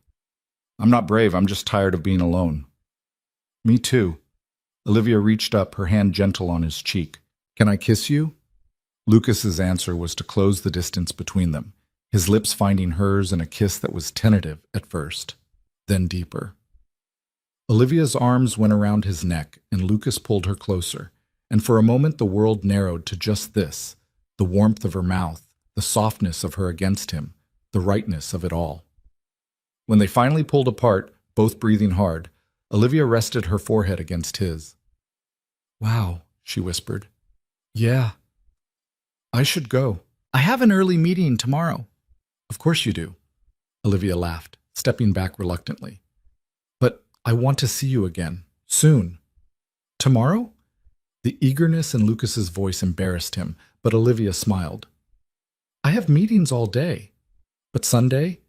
Maybe we could do something with Ava? She'd like that. Fair warning, though, she's going to ask you about waffles. Waffles? It's her litmus test for people.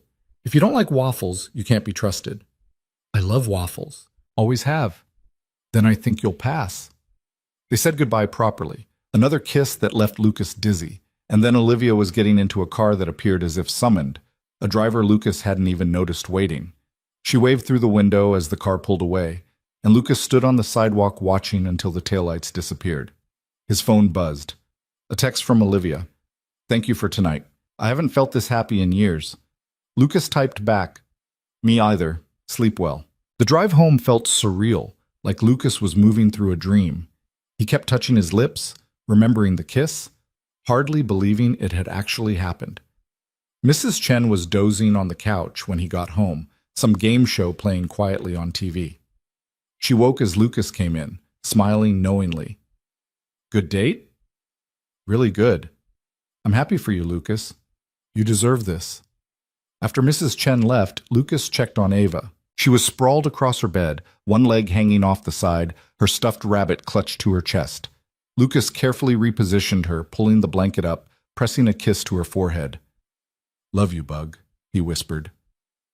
In his own room, Lucas lay in bed, unable to sleep, his mind replaying the evening, the conversation, the laughter, the kiss, the way Olivia had looked at him like he mattered. His phone buzzed again. Another message from Olivia. I can't sleep. Keep thinking about tonight. Me too, Lucas wrote back. Is it crazy that I already miss you? If it is, we're both crazy. A pause, then, I'm okay with that. They texted back and forth for another hour, the conversation meandering through everything and nothing. Olivia told him about her first job out of college, working 80-hour weeks for a boss who barely acknowledged her existence. Lucas told her about the time he'd accidentally locked himself in a supply closet, and had to be rescued by Jerry. "You're making that up," Olivia wrote. "I swear it's true. Jerry still brings it up at least once a month. I would pay good money to see you locked in a closet." "That's kind of mean, but also kind of funny. You're terrible. You like me anyway." Lucas smiled at his phone, feeling like a teenager again. "Yeah, I really do." Finally, around midnight, Olivia sent, "I should sleep. Tomorrow's going to be brutal. Get some rest. I'll see you Sunday. Can't wait. Good night, Lucas." "Good night, Olivia." Lucas set his phone down, staring at the ceiling with a smile he couldn't suppress. This was happening, actually happening. He was falling for someone again, despite all his fears, despite the complications, despite the very real possibility of getting hurt. And for the first time in 3 years, that possibility felt worth the risk. The next day brought Lucas crashing back to reality. He'd promised to cover Jerry's shift, which meant being at the building by 6 a.m. for a plumbing emergency that turned into a 3-hour ordeal involving a burst pipe and an angry executive whose office was flooding. By the time Lucas got home that afternoon, exhausted and still damp from the pipe incident, he found Ava in full meltdown mode. "I don't want to wear that dress," she shrieked at Mrs. Chen, who looked frazzled and apologetic. "What's going on?" Lucas asked. "Maya's having a birthday party," Mrs. Chen explained. "Ava wants to wear her purple dress, but it's in the laundry." "I need the purple dress. It's Maya's favorite." Lucas knelt down to Ava's level. "Bug, the purple dress is dirty. You can wear your blue dress. Maya will love it." "No, she won't. Purple is her favorite color." "Ava, you don't understand." Tears streamed down her face now, the kind of overwhelming emotion that had nothing to do with dresses and everything to do with being 7 and having big feelings she didn't know how to process. Lucas pulled her into a hug, letting her cry against his shoulder. Mrs. Chen quietly excused herself, and Lucas rocked Ava gently, the way he'd done when she was a baby. "Talk to me, Bug. What's really wrong?" Ava's words came out muffled against his shirt.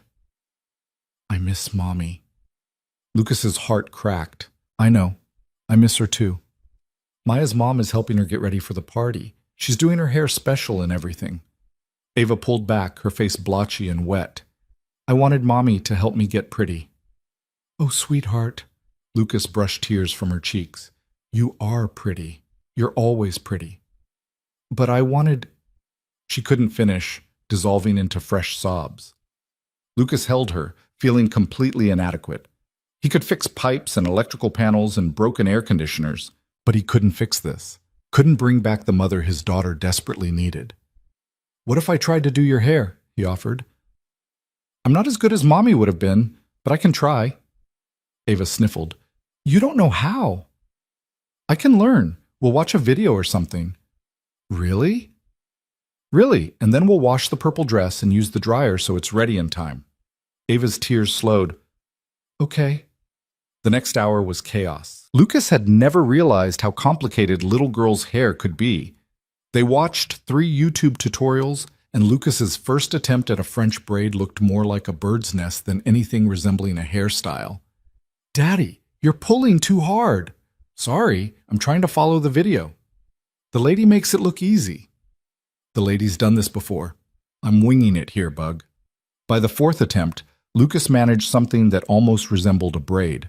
It wasn't perfect. Strands stuck out at odd angles, and the whole thing tilted slightly to the left. But Ava looked at herself in the mirror and smiled. "It's not like Mommy would have done it," she said quietly. "No, it's not." "But I like it anyway, because you tried." Lucas kissed the top of her head, blinking back unexpected tears. "I'll always try, Bug, even when I mess up." The purple dress came out of the dryer, wrinkled but clean, and Ava was happy. Lucas drove her to the party, watching her run inside with the other girls, her slightly crooked braid bouncing. Mrs. Chen's daughter picked Ava up later, giving Lucas a few hours to himself. He should have used the time to sleep or catch up on chores. Instead, he found himself pulling out old photo albums, looking at pictures of Sarah. She smiled at him from dozens of photos. Their wedding day, her in a simple white dress they'd bought on sale. The hospital after Ava was born, Sarah exhausted and radiant. Birthday parties. Holidays. Ordinary moments that had seemed unremarkable at the time, but now felt infinitely precious. "I'm trying," Lucas said to her photograph. "I know I'm not doing it the way you would have, but I'm trying." The photo didn't answer, obviously, but somehow Lucas felt a little lighter saying the words out loud. His phone buzzed. A text from Olivia. "How's your Saturday?" Lucas looked at the photos spread around him, at the evidence of a life that used to be. Then he looked at Olivia's message, at the possibility of a future he hadn't dared imagine. "Complicated," he wrote back. "But good. You? Missing you. Is that allowed after one date?" "I think so. I'm missing you too. What are you doing?" Lucas hesitated, then decided on honesty. Looking at old photos. Of Sarah. Having a moment. A pause, longer this time. Then, "Do you want to talk about it?" "Not sure what to say. Just feeling the weight of everything, I guess. Can I call you?" "Yeah." His phone rang a moment later. Olivia's voice was soft when he answered. "Hi." "Hi," Lucas said. "Tell me about her." "About Sarah, if you want to." So Lucas did. He told Olivia about meeting Sarah in high school, about their first date at a terrible movie they'd both hated, about how Sarah had wanted to be a teacher but had been working retail when she died, saving money for school, about the way she'd sing off-key in the shower and leave notes in his lunch and make up ridiculous stories for Ava at bedtime. Olivia listened without interrupting, without offering platitudes or trying to fix anything. Just listening. "She sounds wonderful," Olivia said when Lucas finished. "She was, and I loved her. Still love her, I guess, in the way you love someone who's part of your history. But she's gone, and I'm still here. And I'm realizing that I can love what we had without letting it stop me from having something new." "Is that what I am? Something new?" "Yeah, you are, and it's scary as hell." "For me, too." Olivia's voice was gentle. "I don't want to compete with her memory, Lucas. I can't be Sarah. I don't want you to be. I want you to be Olivia. Even with all my baggage and complications? Even then." They talked for another hour about everything and nothing. About Olivia's impossible work schedule and Lucas's disaster of attempting to braid Ava's hair.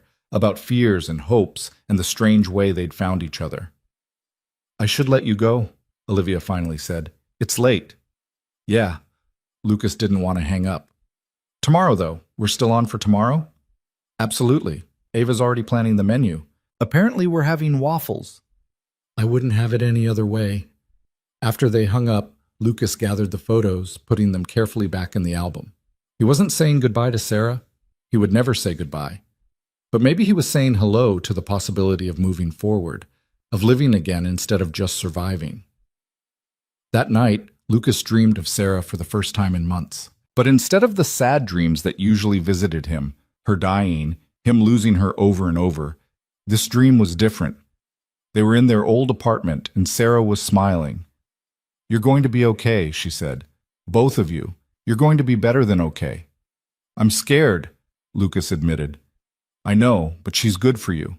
Don't let fear stop you." "Do you really think so?" Sarah laughed, and it was exactly the way Lucas remembered. Too loud, completely joyful. "I can't believe you're asking my permission to date someone. That's very you. I just want to do right by everyone." "Then do right by yourself too. Let yourself be happy, Lucas. That's what Ava needs to see. That's what I'd want for you." Lucas woke with tears on his face, but peace in his heart. The dream faded quickly, the way dreams do, but the feeling remained. Permission. Not that he needed Sarah's permission to move on, but somehow, imagined or not, it helped. Sunday morning dawned bright and clear. Lucas made coffee, started the waffle batter, and waited for Olivia to arrive. Ava was already bouncing with excitement, having changed her outfit 3 times. When the doorbell rang, Ava raced to answer it before Lucas could stop her. "Olivia!" she shrieked, flinging herself at Olivia's legs.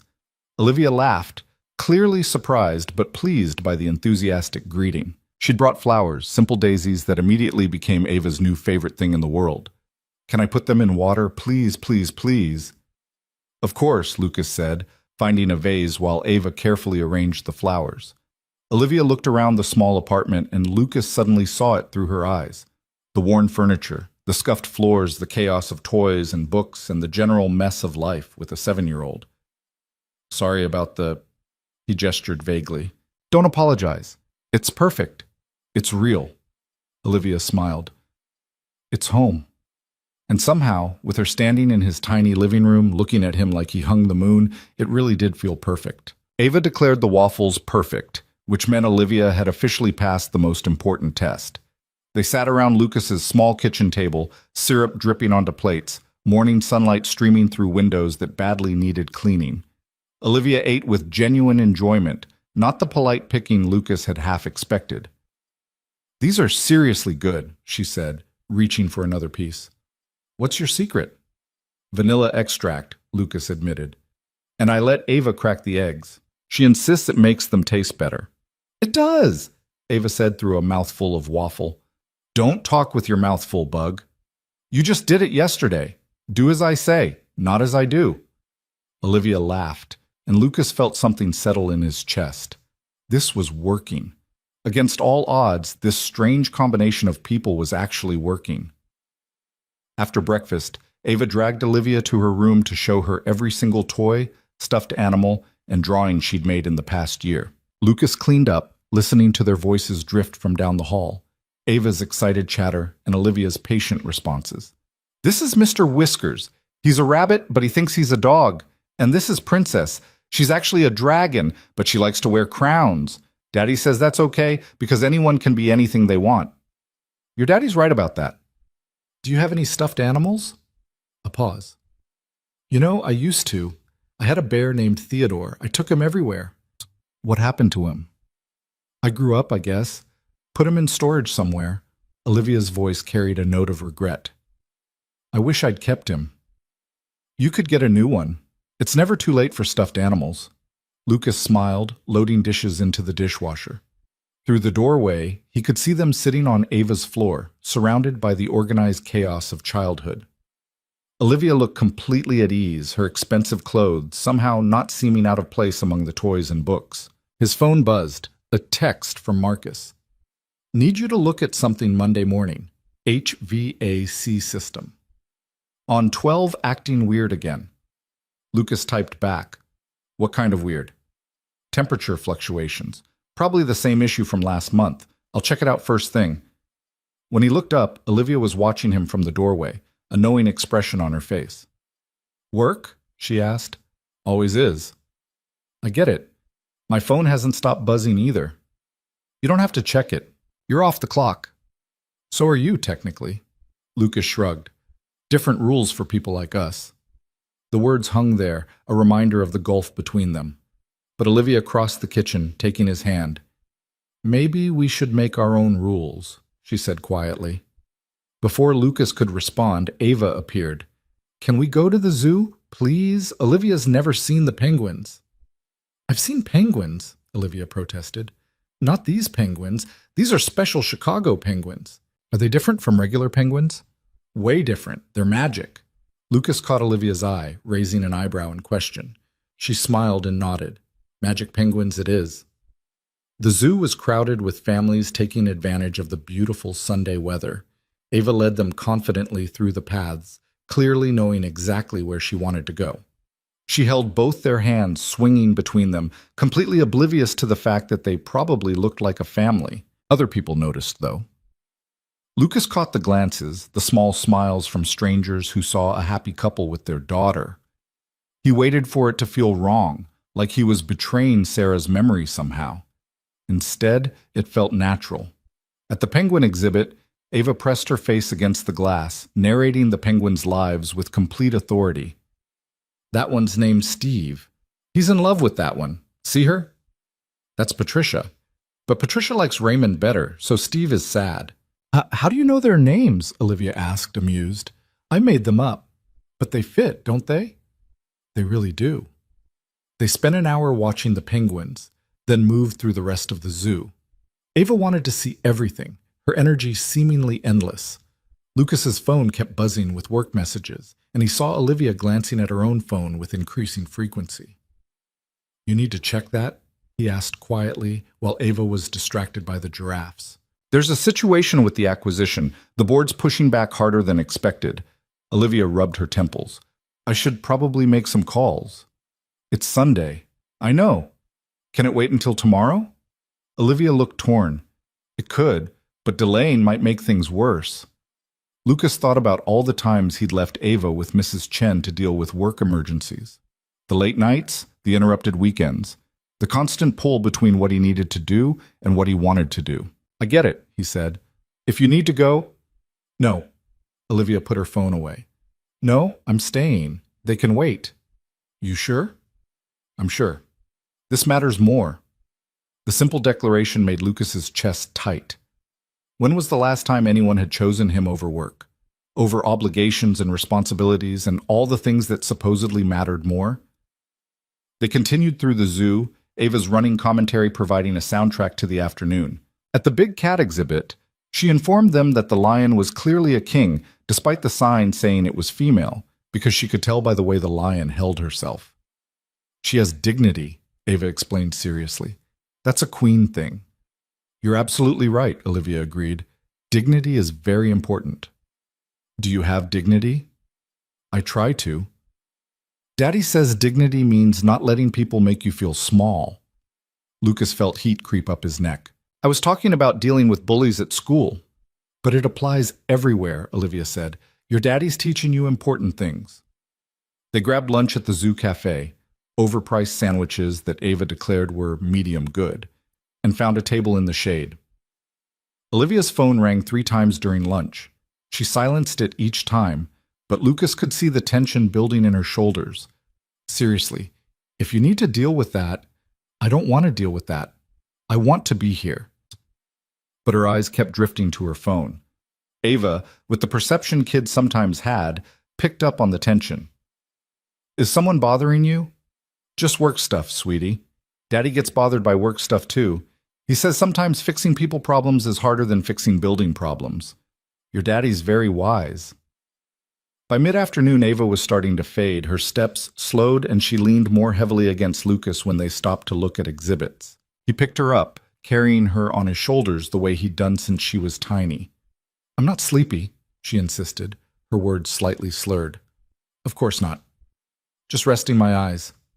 Within minutes, she was asleep against the top of Lucas's head, her small hands tangled in his hair. He exchanged a smile with Olivia. Should we head back? Olivia suggested quietly. Yeah, probably. They walked slowly toward the exit, trying not to wake Ava. Other families streamed past them, kids running ahead, parents calling out warnings. Normal Sunday afternoon stuff. The kind of ordinary Lucas had thought he'd lost forever when Sarah died. But here he was, walking through a zoo with a sleeping kid on his shoulders and a woman beside him who made him feel something he'd thought was gone. Hope. Simple, terrifying hope. In the parking lot, Lucas carefully transferred Ava to her car seat. She stirred but didn't wake, her head lolling to the side. He buckled her in, making sure her favorite stuffed rabbit was within reach. She's so peaceful when she sleeps, Olivia observed. Yeah, too bad she's a terror when she's awake. I heard that, Ava mumbled without opening her eyes. No, you didn't. You're asleep.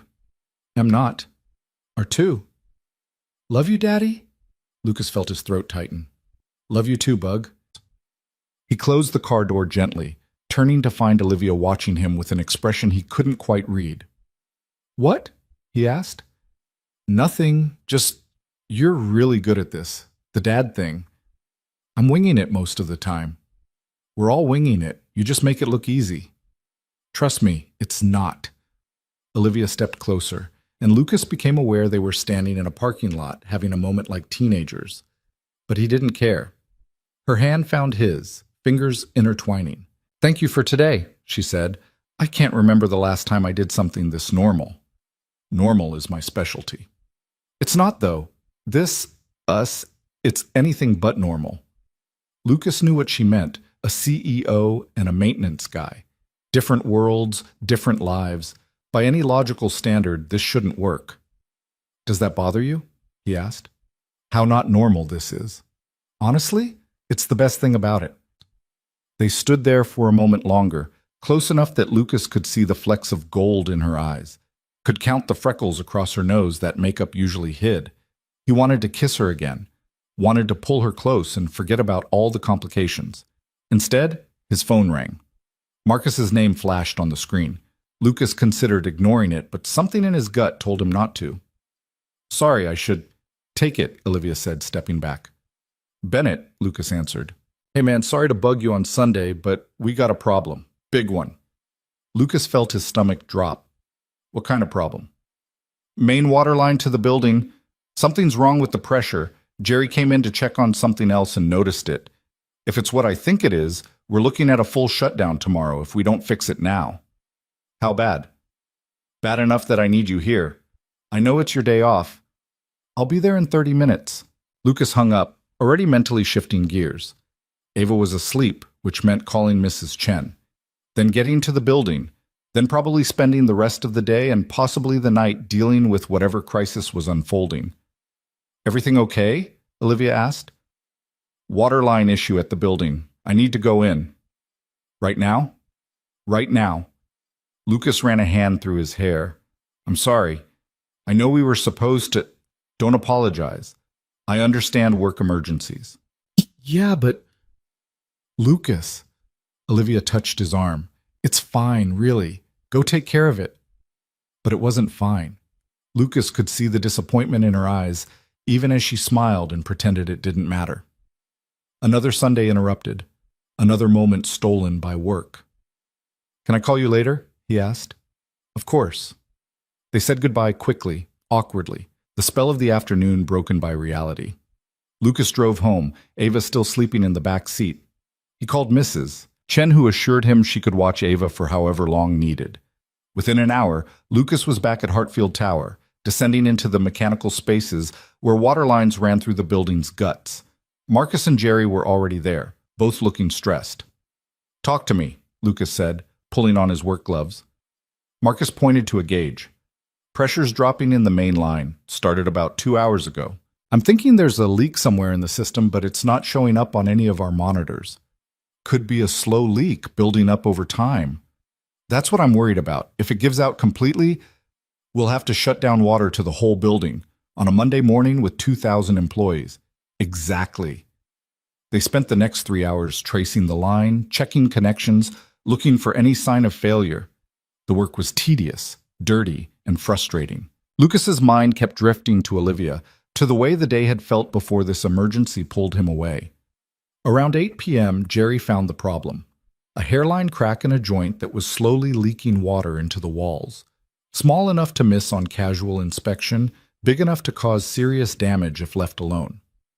"We need to replace this whole section," Jerry said. "Tonight." Lucas nodded, already calculating. They'd need supplies from the warehouse, which was across town, then the actual replacement, which would take hours. He wouldn't be home before midnight at the earliest. "I'll call the supplier," Marcus said. "Jerry, you handle getting the section isolated. Lucas, I'll start prepping for the replacement." His phone buzzed.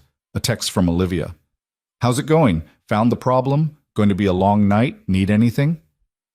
Lucas smiled despite his exhaustion. "Coffee would be amazing, but you don't have to—" "I'm bringing coffee. What's everyone's order?" Lucas stared at his phone, surprised. "You're serious?" "Completely. Text me the orders and an address for delivery." After checking with Marcus and Jerry, Lucas sent back 3 black coffees, largest size available. "You really don't have to do this." "I want to. Besides, gives me an excuse to see you." An hour later, Olivia appeared in the basement with a carrier holding 3 massive coffees and a bag from a sandwich shop. She'd changed from her zoo clothes into jeans and a sweater, her hair pulled back in a ponytail. Marcus and Jerry both did double takes when they saw who was delivering their coffee. "Ms. Hart?" Marcus looked completely confused. "What are you—" "Bringing supplies to the hardest working crew in the building," Olivia said smoothly, distributing coffees. "Lucas mentioned you were dealing with a crisis. You didn't have to come all the way down here. I was nearby anyway." That was almost certainly a lie, but Marcus was too tired to question it. He accepted the coffee gratefully, and Jerry mumbled thanks while eyeing Olivia with undisguised curiosity. "I'll let you guys work," Olivia said. "Just wanted to make sure you were taken care of." She started to leave, but Lucas caught her hand. "Can you hang on a second?" They stepped into the hallway out of earshot of the others. Lucas was acutely aware of how he must look, covered in grime, sweaty, exhausted. "Thank you," he said, "for the coffee, for coming down here. It's just coffee." "It's not, though. You didn't have to do this." Olivia smiled. "I wanted to see you, even if it's just for a minute in a basement hallway. I'm sorry about today, about having to leave." "Stop apologizing. I get it, Lucas. I really do." She touched his face, her hand gentle despite the dirt on his cheek. "This is your job. These emergencies happen. I'm not going to be the person who makes you feel guilty for doing what you need to do. You're pretty amazing. You know that?" "I'm really not. I'm just—" Lucas kissed her, cutting off whatever self-deprecating thing she was about to say. When they pulled apart, Olivia was smiling. "Okay, maybe I'm a little amazing," she admitted. "More than a little?" A throat cleared behind them. Marcus stood in the doorway, looking uncomfortable. "Sorry to interrupt, but Lucas, we need you. Supplier's here with the parts. Be right there?" After Marcus left, Olivia squeezed Lucas's hand. "Go, fix your water line. Call me when you're done. It's going to be really late." "I'll be up. I always am." She left, and Lucas returned to work with renewed energy. Marcus shot him a knowing look but didn't comment. Jerry, less subtle, grinned widely. "So that's why you've been smiling at your phone all week. Shut up and hand me that wrench." The repair took until after midnight. By the time they finished, Lucas was so exhausted he could barely think straight. But the line was fixed, pressure restored, crisis averted. The building would open Monday morning with working water, and nobody would ever know how close they'd come to disaster. In the truck, Lucas checked his phone. A message from Mrs. Chen said Ava was asleep and everything was fine. Another message from Olivia. "Still awake? How'd it go?" Instead of texting, Lucas called. She answered on the first ring. "Hi." Her voice was soft, tired. "Hi. We got it fixed." "That's good. You sound exhausted." "I am. But I wanted to hear your voice." "I'm glad you called." A pause. "Can I tell you something?" "Anything." "Today was one of the best days I've had in years, even with the work emergency at the end, maybe especially because of it." "Yeah? Why?" "Because it felt real. Like actual life, not just the performance I usually put on. Waffles and zoos and magic penguins and waterline emergencies. Just real." Lucas felt something warm spread through his chest. "I'm glad. It felt pretty real to me too. When can I see you again?" "Soon. I'll check my schedule and—" "No." Olivia's voice was firm. "No scheduling. No planning ahead. Just, when can you make time? Even if it's just an hour." Lucas thought about his week, the long shifts, the overtime he'd already committed to, the careful juggling of Ava's needs and work demands. "Wednesday night," he said. "After I put Ava to bed. I could meet you somewhere." "My place. I'll cook dinner." "You cook?" "I'm about to learn. How hard can it be?" Lucas laughed. Famous last words, but okay. Wednesday night. They talked for another 20 minutes, about nothing important and everything important, about the way Ava had narrated the penguins' lives and how Lucas had nearly dropped a wrench on Jerry's foot, about Olivia's board meeting on Tuesday and the acquisition deal that was driving her crazy. Finally, reluctantly, they said goodnight. Lucas drove home through empty streets, windows down, cool air helping him stay awake. Mrs. Chen was dozing on his couch again, and he thanked her profusely before she headed home. In the shower, washing away the grime of the day, Lucas thought about how much had changed in such a short time. A month ago, his life had been simple. Work, Ava, sleep, repeat. Lonely, but manageable. Safe. Now everything felt complicated and uncertain and terrifying, and somehow, despite all his fear, it also felt right. The next 3 days passed in a blur of work and anticipation. Lucas fixed HVAC systems and replaced light fixtures and dealt with a dozen small emergencies. Ava had a project due on Friday, which meant several late nights helping her build a diorama about ecosystems. "Why does it have to be so complicated?" Ava complained, gluing a plastic tree to a shoebox. "Because ecosystems are complicated." "I don't like complicated. Join the club, bug." Tuesday night, Olivia called while Lucas was cleaning up glue and construction paper. She sounded stressed, her voice tight. "Bad day?" he asked. "The board voted to move forward with the acquisition, against my recommendation. I'm sorry. I tried to stop it, presented all the data, explained the risks. They didn't care. They wanted the optics." Lucas heard the frustration in her voice, the exhaustion. "What happens now? Now I have to make it work anyway, because that's my job." A bitter laugh. "Sometimes I wonder why I fought so hard to get here, to this position where I have all the responsibility but only some of the power. You could quit. And do what? This is all I know, all I've built. Maybe that's the problem. Maybe it shouldn't be all you have." Olivia was quiet for a long moment.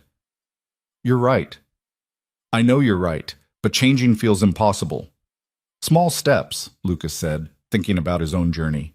"You don't have to change everything at once. Just make room for something else. Something that matters." "Like what?" "Like waffles on Sunday mornings. Like magic penguins. Like coffee in basement hallways at midnight." He heard her breath catch. "Like you?" "Yeah, like me. If you want." "I do want, more than I've wanted anything in a long time." "Then make room for it. For us." "I'm scared, Lucas. What if I'm not good at this? At being with someone?" "Then we'll figure it out together. That's what people do." Another pause, then, "Tomorrow night, I'm still cooking dinner even though I'll probably burn whatever I'm making. I'm looking forward to it, burnt food and all." After they hung up, Lucas helped Ava finish her ecosystem diorama. She'd created an elaborate forest scene with entirely too many animals for any real ecosystem, but she was proud of it. "It's perfect," Lucas declared. "You have to say that. You're my dad." "I mean it. Your teacher's going to love it." "Daddy?" Ava looked up from the diorama. "Is Olivia your girlfriend now?" The question caught Lucas off guard. Would that bother you if she was? "I don't think so. She's nice, and she likes waffles. Those are good qualities." "But she's not mommy." "No, she's not, and she's not trying to be." Ava nodded seriously. "Okay, I just wanted to make sure." "Make sure of what, Bug?" "That you still remember mommy. That we both remember her." Lucas pulled Ava into his lap, holding her close. "I will never stop remembering your mother. Never. She was the most important person in my life until you came along. And now you're the most important person. That will never change." "But you like Olivia too." "Yeah, I do. Is that okay?" "I think so." Ava leaned against his chest. "Maya says her dad has a new wife, and she was sad at first, but now she likes her stepmom. Do you think Olivia will be my stepmom?" "Whoa, slow down there. We've only been on a couple dates." "But you want her to be, don't you?" Lucas thought about it honestly. "I don't know yet. We're still getting to know each other, but yeah, maybe someday. Would that be okay with you?" "As long as she keeps liking waffles. That's your standard for everything." "It's a good standard." Wednesday arrived with anxious anticipation that made Lucas feel ridiculous. He was 40 years old, not 16, but he found himself changing shirts 3 times before leaving to meet Olivia, checking his reflection obsessively. Mrs. Chen smiled knowingly when she arrived to watch Ava. "Have fun on your date." "It's just dinner." "Mm-hmm. That's why you've changed clothes 4 times. It was 3 times, and you're enjoying this way too much." Olivia's building was everything Lucas expected. Sleek, modern, with a doorman who looked at him suspiciously until Lucas gave Olivia's name. The elevator to the penthouse was made of glass and chrome, so different from the service elevators Lucas usually rode. The doors opened directly into Olivia's apartment, and Lucas stepped into a space that felt like it belonged in a magazine. Floor-to-ceiling windows overlooked the city, the lights spreading out like stars. Modern furniture in shades of gray and white. Art that probably cost more than Lucas made in a year. And in the middle of it all, Olivia stood in the kitchen, looking adorably frazzled, wearing an apron over her jeans. "Don't laugh," she warned as he approached. "I'm not laughing." "You're smiling, though." "Can you blame me? You look cute." "I look like I'm losing a battle with a chicken." Lucas looked at the counter where a raw chicken sat surrounded by various ingredients in at least 3 different cookbooks. "What are you trying to make?" "Chicken piccata. It looked easy in the video." "And now?" Now I'm realizing I may have been overly optimistic. Lucas took off his jacket, rolling up his sleeves. Okay, show me what you've got so far. Together they worked through the recipe. Olivia had bought everything they needed but had no idea how to put it together. Lucas, who'd learned to cook by necessity after Sarah died, guided her through the steps. You're really good at this, Olivia observed, watching him pound the chicken flat. Practice. You cook every night for 3 years, you get decent at it. Teach me? So Lucas did, standing behind her, guiding her hands as she coated the chicken in flour. His chest pressed against her back, his arms around her, and cooking became secondary to the warmth of being close. You're distracting me, Olivia murmured. You're the one who asked for help. I'm starting to think I had ulterior motives. The chicken actually turned out well, better than Lucas expected for Olivia's first attempt. They ate at her dining table, the city glittering beyond the windows, and it felt surreal. Lucas Bennett, maintenance guy from the South Side, having dinner in a penthouse with a woman who belonged in a different stratosphere. But when Olivia laughed at his story about Jerry getting locked in a supply closet, when she listened intently as he talked about Ava's ecosystem project, when she reached across the table to take his hand, in those moments, the difference between their worlds seemed to shrink. I like this, Olivia said quietly. Being here with you, it feels real? Yeah, real. After dinner, they moved to the couch, wine glasses in hand. Lucas felt out of place on furniture that probably cost more than his truck, but Olivia curled against him, her head on his shoulder, and that felt perfectly natural. Can I ask you something? Olivia said. Sure. What are we doing? Really? Lucas thought about it. I think we're taking a chance, seeing if two people from different worlds can build something together. And if we can't? Then at least we tried. At least we didn't let fear stop us. Olivia lifted her head, looking at him. I'm falling for you, Lucas. That terrifies me. I'm falling for you too. And yeah, it's terrifying. So what do we do? Lucas pulled her closer, kissing her softly. We keep falling. We see where it takes us. They stayed like that for hours, talking and kissing and just being together. Around midnight, Lucas reluctantly said he needed to go. Early shift in the morning, and Mrs. Chen had school the next day. At the door, Olivia held on to him like she didn't want to let go. I wish you could stay, she whispered. Me too. But Ava, I know. Your daughter comes first. I love that about you. Soon, though, maybe this weekend if Mrs. Chen can watch Ava overnight, I could… Yes. Whatever you're about to suggest, yes. Lucas kissed her again, long and deep, trying to convey everything he felt but didn't quite have words for yet. When he finally pulled away, they were both breathing hard. Good night, Olivia. Good night, Lucas. The drive home felt dreamlike. Lucas couldn't stop smiling, couldn't stop replaying the evening in his mind. This was happening. Actually, truly happening. He was falling in love again, despite all his fear, despite all the very logical reasons why this was complicated. And for the first time since Sarah died, that felt okay. Better than okay, it felt like coming back to life. The following weeks unfolded with a rhythm that felt both exhilarating and terrifying. Lucas found himself navigating two worlds. The familiar one of early mornings with Ava, maintenance emergencies, and Mrs. Chen's kitchen smells drifting through the walls, and this new one where Olivia existed, bringing complications and possibilities he'd thought were behind him forever. They saw each other when they could, stolen hours between Lucas's shifts and Olivia's endless meetings. Sometimes it was coffee before work, Olivia arriving at the corner shop near Lucas's apartment looking beautifully out of place in her business attire. Other times it was late dinners after Ava went to bed, quiet conversations that stretched past midnight. But the complications were growing harder to ignore. Marcus cornered Lucas one morning in the maintenance break room, his expression serious. We need to talk. Lucas felt his stomach drop. About what? About you and Ms. Hart. Marcus held up a hand before Lucas could protest. Look, I don't care what you do on your own time, but people are noticing, and if HR gets wind of it, there could be problems. We're not doing anything wrong. You're dating the CEO. That's against company policy for anyone in a subordinate position. I'm not in her department. I don't report to her. Doesn't matter. The policy is clear. Marcus's voice softened.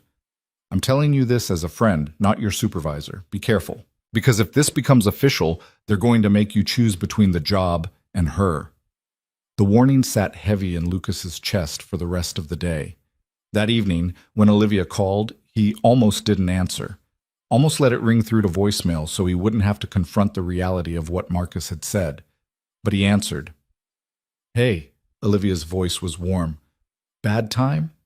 No, just long day. Want to talk about it? So Lucas told her about Marcus's warning, about the company policy he hadn't even known existed. Olivia was quiet for a long moment. I should have thought of that, she said finally. I'm so used to making my own rules. I forgot other people can't. What do we do? I don't know. I could talk to HR, see if there's an exception. That'll just make it worse. Everyone will know, and then it becomes this big thing. Lucas, I'm not going to hide you. I'm not going to pretend this isn't happening. I'm not asking you to hide. I'm just saying we need to be smart about it. The conversation left them both frustrated. The easy warmth of their relationship suddenly weighed down by reality. They said goodnight with promises to figure it out, but Lucas lay awake for hours, staring at the ceiling. The next morning brought a different kind of crisis. Ava came down with a fever, her small body burning hot, her usual energy completely gone. Lucas called in sick, something he almost never did, and spent the day monitoring her temperature, forcing fluids, reading stories in a quiet voice. My throat hurts, Ava whispered around noon. I know, Bug. The medicine should help soon. Can Olivia come over? The question surprised Lucas. She's at work, sweetheart, and you're sick. You need to rest. But I want her here. Ava's eyes filled with tears. When I'm sick, I want my family. And Olivia feels like family now. The words hit Lucas like a physical blow. Somewhere along the way, without him quite realizing it, Olivia had become woven into the fabric of their lives. Not replacing Sarah, nothing could do that, but creating something new beside that memory. I'll text her, Lucas said gently. But she might not be able to come. She has important meetings. Okay? Lucas sent a simple message. Ava's sick, fever and sore throat. She asked for you. The response came within minutes. On my way. What does she need? You don't have to... I'm already leaving. Text me your address again. 40 minutes later, Olivia appeared at the door with a bag from the pharmacy. Children's medicine, popsicles, a stuffed bear holding a heart. She'd left whatever important meeting she had without hesitation. Ava's face lit up when she saw Olivia, despite her fever. You came. Of course I came. Olivia sat on the edge of Ava's bed, pressing a cool hand to her forehead. Your dad said you weren't feeling well. My throat really hurts. I brought popsicles. Those always helped me when I was sick. They spent the afternoon together, all three of them, Olivia reading stories while Lucas monitored Ava's temperature. Around 3 p.m., Olivia's phone kept buzzing. She kept silencing it. You can take that, Lucas said quietly. I know you have work. This is more important. Olivia, Lucas, stop. I chose to be here. Let me choose. But later, when Ava had finally fallen into a real sleep, Olivia checked her messages and her expression darkened. What's wrong? Lucas asked. Richard's been calling. The acquisition deal is falling apart. They need me to sign off on some emergency measures. You should go. I don't want to leave you alone with a sick kid. I've done this before, many times. Go handle your crisis. Olivia looked torn, her phone still buzzing insistently. I hate this, feeling pulled in different directions. Welcome to my world. It's called life. How do you do it? Balance everything? Lucas thought about all the times he'd felt like he was failing at everything, spreading himself too thin. Honestly, I don't balance it. I just do the best I can and hope it's enough. Olivia kissed him softly. Call me if you need anything, even just to talk. I will. Go save your company. After she left, Lucas sat in the quiet apartment, listening to Ava's congested breathing from the bedroom. His phone buzzed with a text from Marcus. Heard you called in. Everything okay? Ava's sick. Should be back tomorrow. No rush. Take care of your kid. That was the difference, Lucas thought. In his world, family emergencies were understood, expected. But in Olivia's world, Leaving a meeting to tend to someone else's sick child was probably seen as weakness, a lack of commitment. How were they supposed to bridge that gap? Ava's fever broke during the night, and by Friday morning she was demanding waffles, which Lucas took as a sign she was recovering. He returned to work, dealing with the backlog of maintenance requests that had piled up during his day off. At lunch, Rodriguez cornered him in the break room. "So, you and the Ice Queen, huh?" Lucas felt his jaw tighten. "Don't call her that. Everyone calls her that." "Well, they shouldn't. She has a name." Rodriguez held up his hands. "Easy, man. I'm just saying, word's getting around. People are talking." "Let them talk." "I'm serious, Lucas. You need to be careful. This building runs on gossip, and if HR hears about it, I know. Marcus already warned me. And? And I don't know what to do about it." Rodriguez studied him for a moment. "You really care about her, don't you?" "Yeah, I really do." "Then maybe it's worth the risk. Just be smart about it." That evening, Lucas picked Ava up from Mrs. Chen's and found a note waiting. "Board meeting went late. Can I see you this weekend?" Lucas called her back. "Hey, how'd the meeting go?" "Disaster. We're hemorrhaging money on this acquisition, and the board won't admit it was a mistake." Olivia sounded exhausted. "I'm sorry I couldn't check in earlier." "How's Ava?" "Much better, demanding waffles this morning." "That's a good sign." A pause. "Lucas, about this weekend. I know we planned to spend time together, but I'm going to need to work through most of it. This acquisition is imploding, and I have to contain the damage." "It's okay. I understand. I don't want to cancel on you." "Olivia, it's fine. Your company needs you. We'll figure out another time." But it wasn't fine, and they both knew it. This was the third weekend in a row that Olivia's work had taken priority. Lucas understood. Intellectually, he got it. But emotionally, it felt like being chosen last. Again. Saturday morning, Ava asked why Olivia wasn't coming over. "She has to work, Bug. She always has to work." "She has an important job." Ava looked at him with those too perceptive 7-year-old eyes. "Doesn't she want to see us?" "Of course she does. She just has responsibilities." "Don't we count as responsibilities?" The question gutted him. How did you explain to a child that sometimes adult responsibilities competed with each other? That wanting to be somewhere didn't always mean you could be there? "We count," Lucas said firmly. "We absolutely count." But later, lying in bed unable to sleep, Lucas wondered if they really did. Maybe this whole thing had been a fantasy from the start. Maybe two people from such different worlds couldn't actually build something lasting. Sunday afternoon, Olivia called, her voice thick with tears. "Can you come over?" she asked. "Please? I know it's short notice and you probably have plans, but I really need... I'll be there in an hour." Mrs. Chen agreed to watch Ava without question, and Lucas drove to Olivia's building with growing concern. Something was wrong. Really wrong. Olivia answered the door looking like she'd been crying for hours. Her hair was disheveled, makeup smeared, wearing sweatpants Lucas had never seen her in before.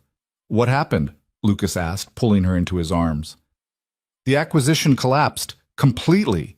We're going to lose millions. The board is calling for my resignation." "What? They can't do that." "They can, and they're probably right to."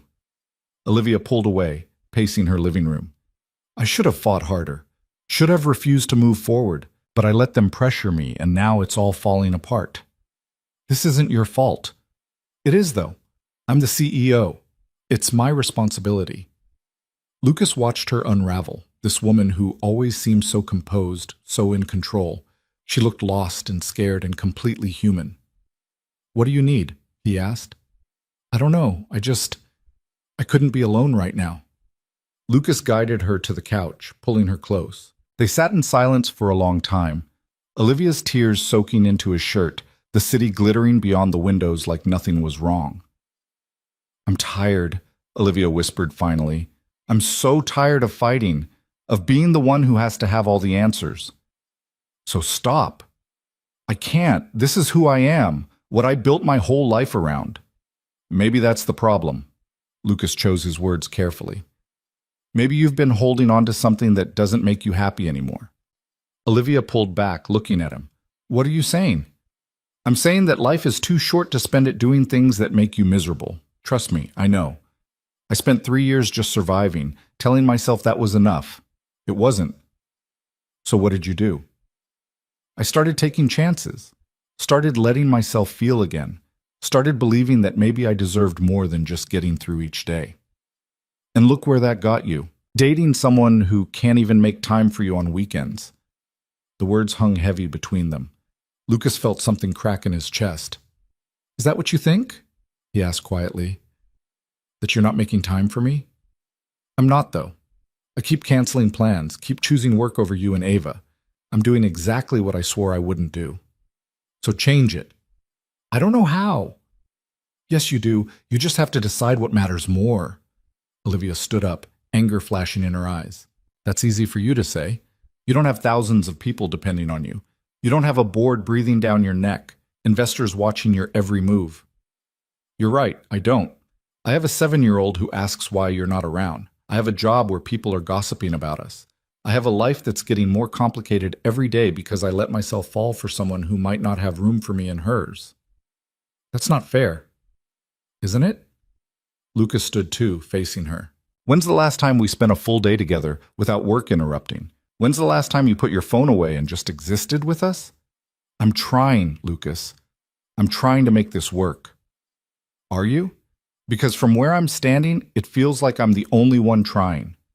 The words came out harsher than Lucas intended, but they were true. He'd been making excuses, telling himself Olivia's schedule would ease up, that things would get better. But they weren't getting better. They were getting harder.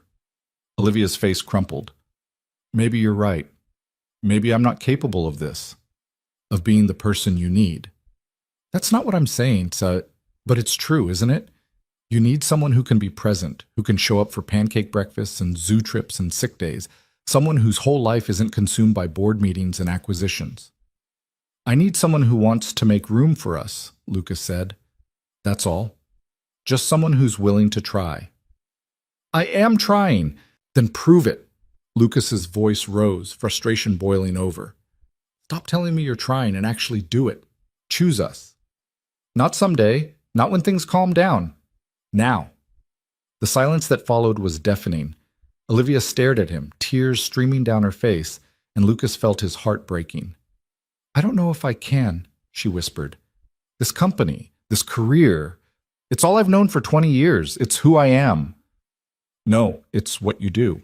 Who you are is the woman who showed up to my apartment with popsicles for a sick kid, who laughed at magic penguins and learned to make chicken piccata, who looked at me like I mattered.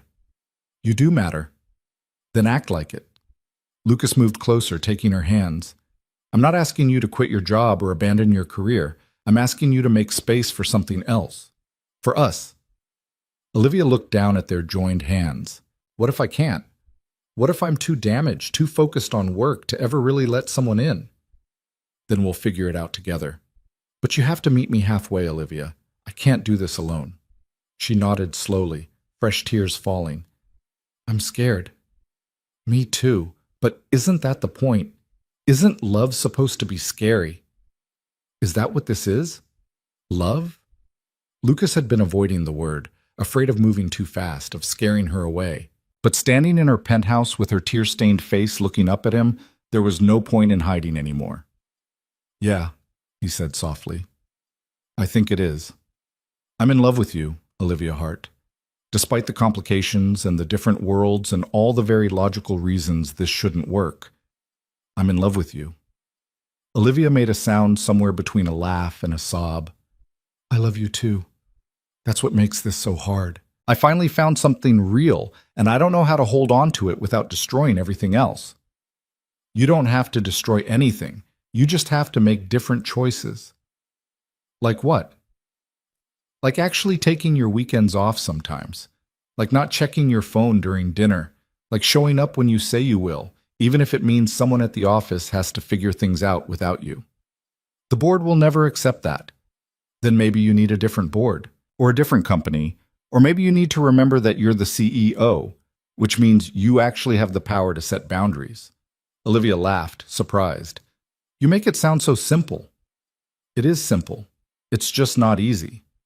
Lucas touched her face gently, but nothing worth having ever is. They stood there for a moment, the weight of everything unsaid hanging between them. Then Olivia stepped closer, wrapping her arms around him. "I want to try," she whispered against his chest. "Really try. Not just say the words, but actually change." "Then let's start now. Tomorrow's Monday. What if instead of going into the office at 6 a.m., you came to my place for breakfast? We could have waffles with Ava before school." "Just like that?" "Just like that. One small choice. One morning where you choose us instead of work." Olivia pulled back, looking at him with something like wonder. "Okay. Yes. I'll be there." "Really?" "Really. I'll text my assistant, tell her I'm coming in late. The world won't end if I miss one morning meeting." Lucas kissed her, soft and full of promise. "This is a good start." They spent the rest of the evening talking, really talking, about what they both needed from this relationship. Lucas admitted his fear that he was just a distraction, someone Olivia would eventually outgrow when the novelty wore off. Olivia confessed her terror that she'd repeat her parents' mistakes, letting work consume her until there was nothing else left. "My father died at his desk," she said quietly. "Heart attack at 59. He'd been working 18-hour days for months. The funeral was full of business associates and barely any actual friends." "Is that the life you want?" "It's the life I've been building, the life I thought I wanted." Olivia looked around her penthouse, at all the expensive furnishings and the view that cost millions. "But none of this matters if I'm alone in it." "You're not alone. Not anymore." Around midnight, Lucas reluctantly said he needed to go home. Mrs. Chen had school in the morning, and he couldn't abuse her kindness any further. At the door, Olivia held on to him like she was afraid he might disappear. "I'll see you tomorrow morning," she said. "For waffles, I promise. I'll hold you to that." Lucas drove home through quiet streets, his mind churning. This relationship was hard, harder than anything with Sarah had been, because Sarah had existed in his world naturally. There'd been no gulf to bridge, no competing demands on their time. But maybe that was okay. Maybe the difficulty was what made it worthwhile. The next morning, Lucas made waffle batter while Ava got ready for school. At 7:30, right when he was starting to think Olivia might not show, the doorbell rang. Ava ran to answer it, and Lucas heard her squeal of delight. "Olivia, you came!" "Of course I came. I promised, didn't I?" They appeared in the kitchen, Ava clutching Olivia's hand, beaming. Olivia looked tired, like maybe she hadn't slept much, but she was smiling. "I hope you made extra batter," she said. "I'm starving." They ate breakfast together. The three of them crowded around Lucas's small table. Ava chattered about her upcoming field trip to the aquarium, about how Maya had taught her a new hand-clapping game, about everything and nothing with the unself-conscious ease of childhood. Olivia listened with genuine interest, asking questions, laughing at Ava's jokes. And Lucas watched them both, feeling something settle in his chest. This was real. Messy and complicated and sometimes painful, but real. After breakfast, Olivia helped Ava gather her school things while Lucas cleaned up. At the door, ready to leave for the bus stop, Ava suddenly turned to Olivia. "Will you be here when I get home?" Olivia glanced at Lucas, uncertain. He gave a small nod. Let her decide. Let her make the choice. "I have to work this afternoon," Olivia said carefully. "But how about this? I'll come over for dinner tonight. Is that okay?" "Yes!" Ava hugged her quickly. "Can we have mac and cheese?" "Whatever you want." After Ava left for school, Olivia lingered in the doorway. "Was that okay? Promising to come back tonight?" "More than okay, as long as you actually show up." "I will. I'm putting it in my calendar right now." Olivia pulled out her phone, making a show of creating the event. There. 6 p.m. dinner with Lucas and Ava. Meeting marked as unavoidable. "You're scheduling us?"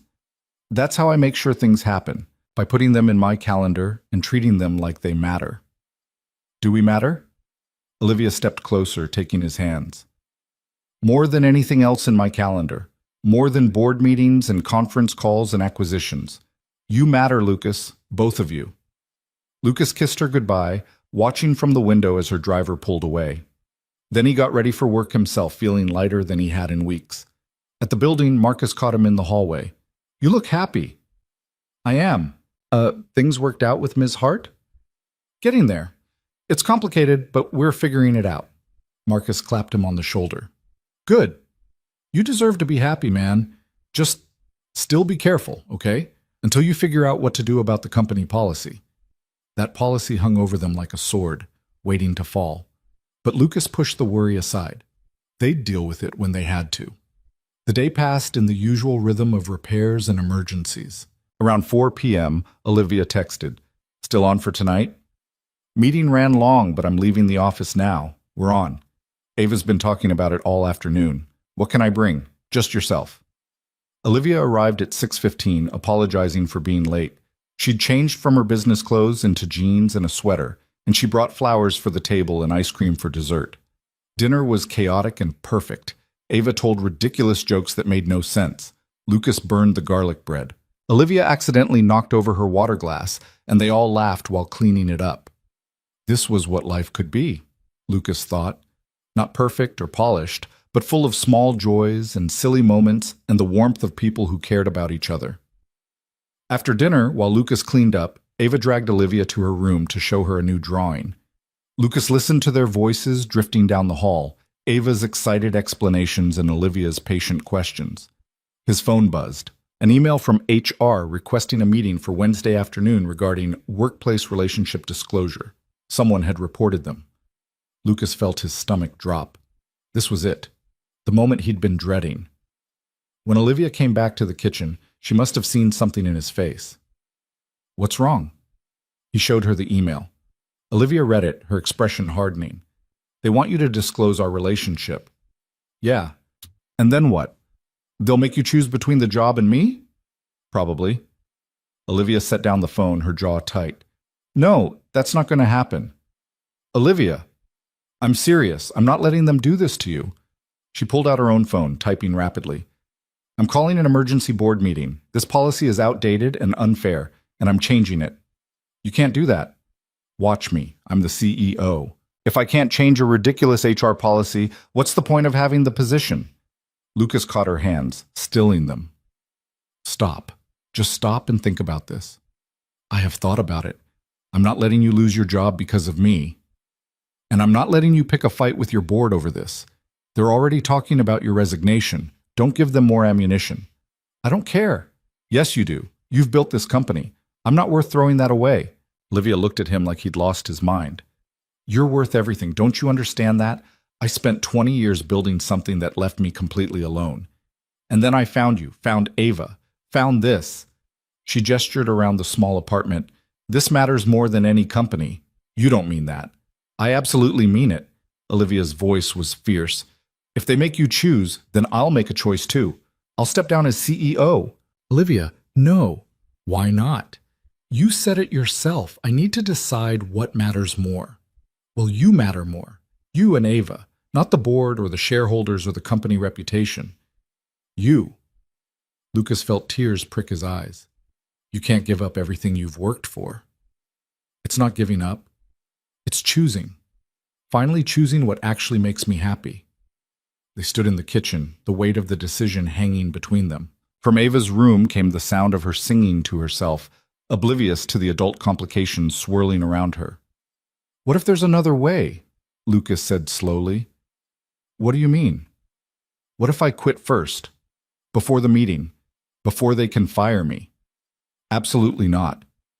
"Listen, if I quit, it removes the power dynamic. We're not violating company policy if I don't work there anymore." "Lucas, you need this job. You have Ava to support." "I'll find another job. I'm good at what I do. And I've been thinking about getting my contractor's license anyway. Maybe this is the push I need." "You shouldn't have to do that because of me." "I'm not doing it because of you. I'm doing it because I'm choosing us, too. I'm choosing this." Lucas touched her face gently. "I'm choosing a life where I don't have to hide who I care about, where my daughter doesn't have to wonder why the woman I love can't come to her school events because of some stupid policy." "Are you sure?" "I'm terrified, but yeah, I'm sure." Olivia kissed him, desperate and grateful and full of love. "We'll figure it out, together. I'll help you get your license, find clients. You won't be doing this alone." "I know." The next morning, Lucas submitted his resignation to Marcus, who looked both surprised and understanding. You're really doing this? Yeah, it's time. What are you going to do? Start my own business, do contract work, be my own boss for once. Marcus studied him. This is about her, isn't it? About not having to follow the policy. Partly. But it's also about me. About building something I actually want instead of just settling. I get it. Marcus extended his hand. You're good at what you do, Bennett. You'll do fine on your own. The 2 weeks of notice passed in a blur. Word spread through the building about Lucas and Olivia, the whispers following him through the halls. Some people looked at him with judgment, others with something like envy, the maintenance guy who'd somehow won the CEO's heart. Olivia, true to her word, had fought with the board about the relationship policy. She hadn't won, not completely, but she'd gotten them to agree to revise it for future cases. Small steps, she'd said. Progress took time. On Lucas's last day, Olivia came down to the maintenance break room with a small crowd. Marcus, Jerry, Rodriguez, even Patricia from the executive suite. I wanted to thank you, Olivia said, her CEO voice firmly in place, for your years of service to this building. You've kept everything running smoothly, often under difficult circumstances. We're sorry to see you go. It was formal and professional and completely inadequate for what Lucas actually meant to her, but her eyes told a different story. After everyone left, after Lucas had cleaned out his locker and said his goodbyes, Olivia found him in the parking garage. This is crazy, she said, laughing and crying at the same time. You just quit your job. What are we doing? We're taking a chance, Lucas said, pulling her close. We're betting on us. What if we fail? Then we fail trying, but I don't think we will. The weeks that followed tested them in new ways. Lucas scrambled to get his contractor's license, studying late into the night while Ava slept. Money got tight without his steady paycheck. Olivia helped where she could, connecting him with contacts, helping him set up his business properly. They fought about it sometimes. Lucas's pride bristling when Olivia tried to help too much. Olivia's frustration when Lucas wouldn't accept assistance. But they learned to navigate it, to find the balance between independence and interdependence. 3 months after Lucas left Hartfield Tower, his business was slowly building. Small jobs at first, fixing pipes for Mrs. Chen's friends, electrical work for people in his neighborhood. Word spread. The guy who used to work at Hartfield Tower knows his stuff, fair prices. And through it all, Olivia was there. Not just as financial support, though she helped when Lucas would let her, but as a partner. She learned to actually keep weekends free, started coming to Ava's school events, showed up for waffles more often than not. They weren't perfect. Olivia still worked too much sometimes. Lucas still struggled with money and pride. But they were trying, really trying. 6 months after Lucas quit, on a Saturday morning in early spring, they were at the park again. The same park where Lucas had first invited Olivia, where this whole thing had really started. Ava was on the swings, pumping her legs, going higher and higher. Lucas and Olivia sat on their usual bench, hands intertwined. I have something to tell you, Olivia said, her voice nervous. Lucas felt his heart skip. What is it? The board offered me a new contract, 5 more years as CEO. That's great, isn't it? It would be. Except I'm thinking about saying no. Lucas turned to look at her fully. Why? Because I've been offered something else. A position consulting for smaller companies, setting up their organizational structures. It would be part-time, flexible hours. I could work from home most days. Olivia, you love being CEO. I love parts of it, but I'm tired, Lucas. Tired of the constant fight with the board. Tired of working 80-hour weeks. Tired of missing things that matter because of some meeting. What would you do with all that free time? Olivia smiled, a little shy. I thought maybe I could have waffles with you and Ava more often, help with homework, be there for school events, maybe even, she paused, maybe even think about having a kid of my own. If you'd want that, someday. Not right away, but Lucas felt his throat close up. You're serious? Completely. I know it's fast. I know we're still figuring things out, but when I think about my future, all I see is you and Ava, and maybe more. A real family. You already are family, Lucas said. You have been for months. Yeah? Yeah. Lucas kissed her softly. And for the record, I'd love that. Someday, when we're ready. They sat in comfortable silence, watching Ava play. Around them, the park filled with families, couples with strollers, kids chasing soccer balls, grandparents on benches. All these different configurations of love and family, none of them perfect, all of them trying. "Daddy, Olivia!" Ava ran over, breathless and grinning. "Come push me, both of you!" They walked to the swings together, Lucas on one side, Olivia on the other, pushing Ava higher and higher while she shrieked with laughter. And Lucas thought about how far they'd all come. From that night in the elevator when Olivia had stumbled into his arms, scared and alone. From those first careful conversations. From waffles and penguins and burned chicken piccata. They'd built something real, something that didn't fit into neat categories or follow predictable patterns. A CEO and a contractor and a 7-year-old girl creating a family that made sense only to them. Later that evening, after dinner at Lucas's apartment, after Ava had gone to bed, Lucas and Olivia sat on the couch. Olivia's head rested on his shoulder, her hand in his. "I'm happy," she said quietly. "I don't think I've ever been able to say that before and really mean it." "Me too. It's scary, though. Being this happy makes me worry about losing it." "Then let's not lose it," Lucas said. "Let's keep choosing this, every day, even when it's hard, especially when it's hard." "Deal." They sealed it with a kiss, and Lucas thought about Sarah, about how she'd appeared in his dream, telling him to let himself be happy. He liked to think she'd approve of this, of Olivia and Ava laughing together, of the way love had found him again when he'd stopped looking for it. The past didn't disappear. Sarah would always be part of his story, woven into who he was. But the future was unfolding too, full of possibility and promise. 6 months later, Olivia moved out of her penthouse and into a house near Lucas's apartment. Not moving in together, not quite yet, but close enough that Ava could walk between houses. Close enough that family dinners became the norm instead of the exception. A year after that, Lucas proposed. Nothing fancy, just the three of them at the park. Ava holding the ring box, bouncing with excitement because she'd been in on the plan. "Will you marry us?" Lucas asked, making Olivia laugh through her tears. "Both of you?" "We're a package deal," Ava said seriously. "That's what Daddy says." "Then yes," Olivia said, pulling them both into a hug. "Yes to both of you. Yes to all of this." The wedding was small, held in the same park where everything had started. Ava served as both flower girl and ring bearer, taking her job very seriously. Mrs. Chen cried. Marcus and Jerry came, along with a handful of Lucas's other friends from his building days. From Olivia's side, there were fewer people. Some work colleagues, a couple of old friends she'd lost touch with and was rebuilding relationships with. She'd stepped down as CEO 8 months earlier, taking the consulting position. She worked from home 3 days a week now, was there when Ava got off the bus, made dinners that didn't come from takeout containers. She was happy, really, truly happy. As they said their vows under a simple arbor decorated with flowers, Lucas thought about how none of this had been in his plan. After Sarah died, he'd thought that chapter of his life was closed forever. But life, it turned out, had other ideas. 2 years after the wedding, Olivia gave birth to a son.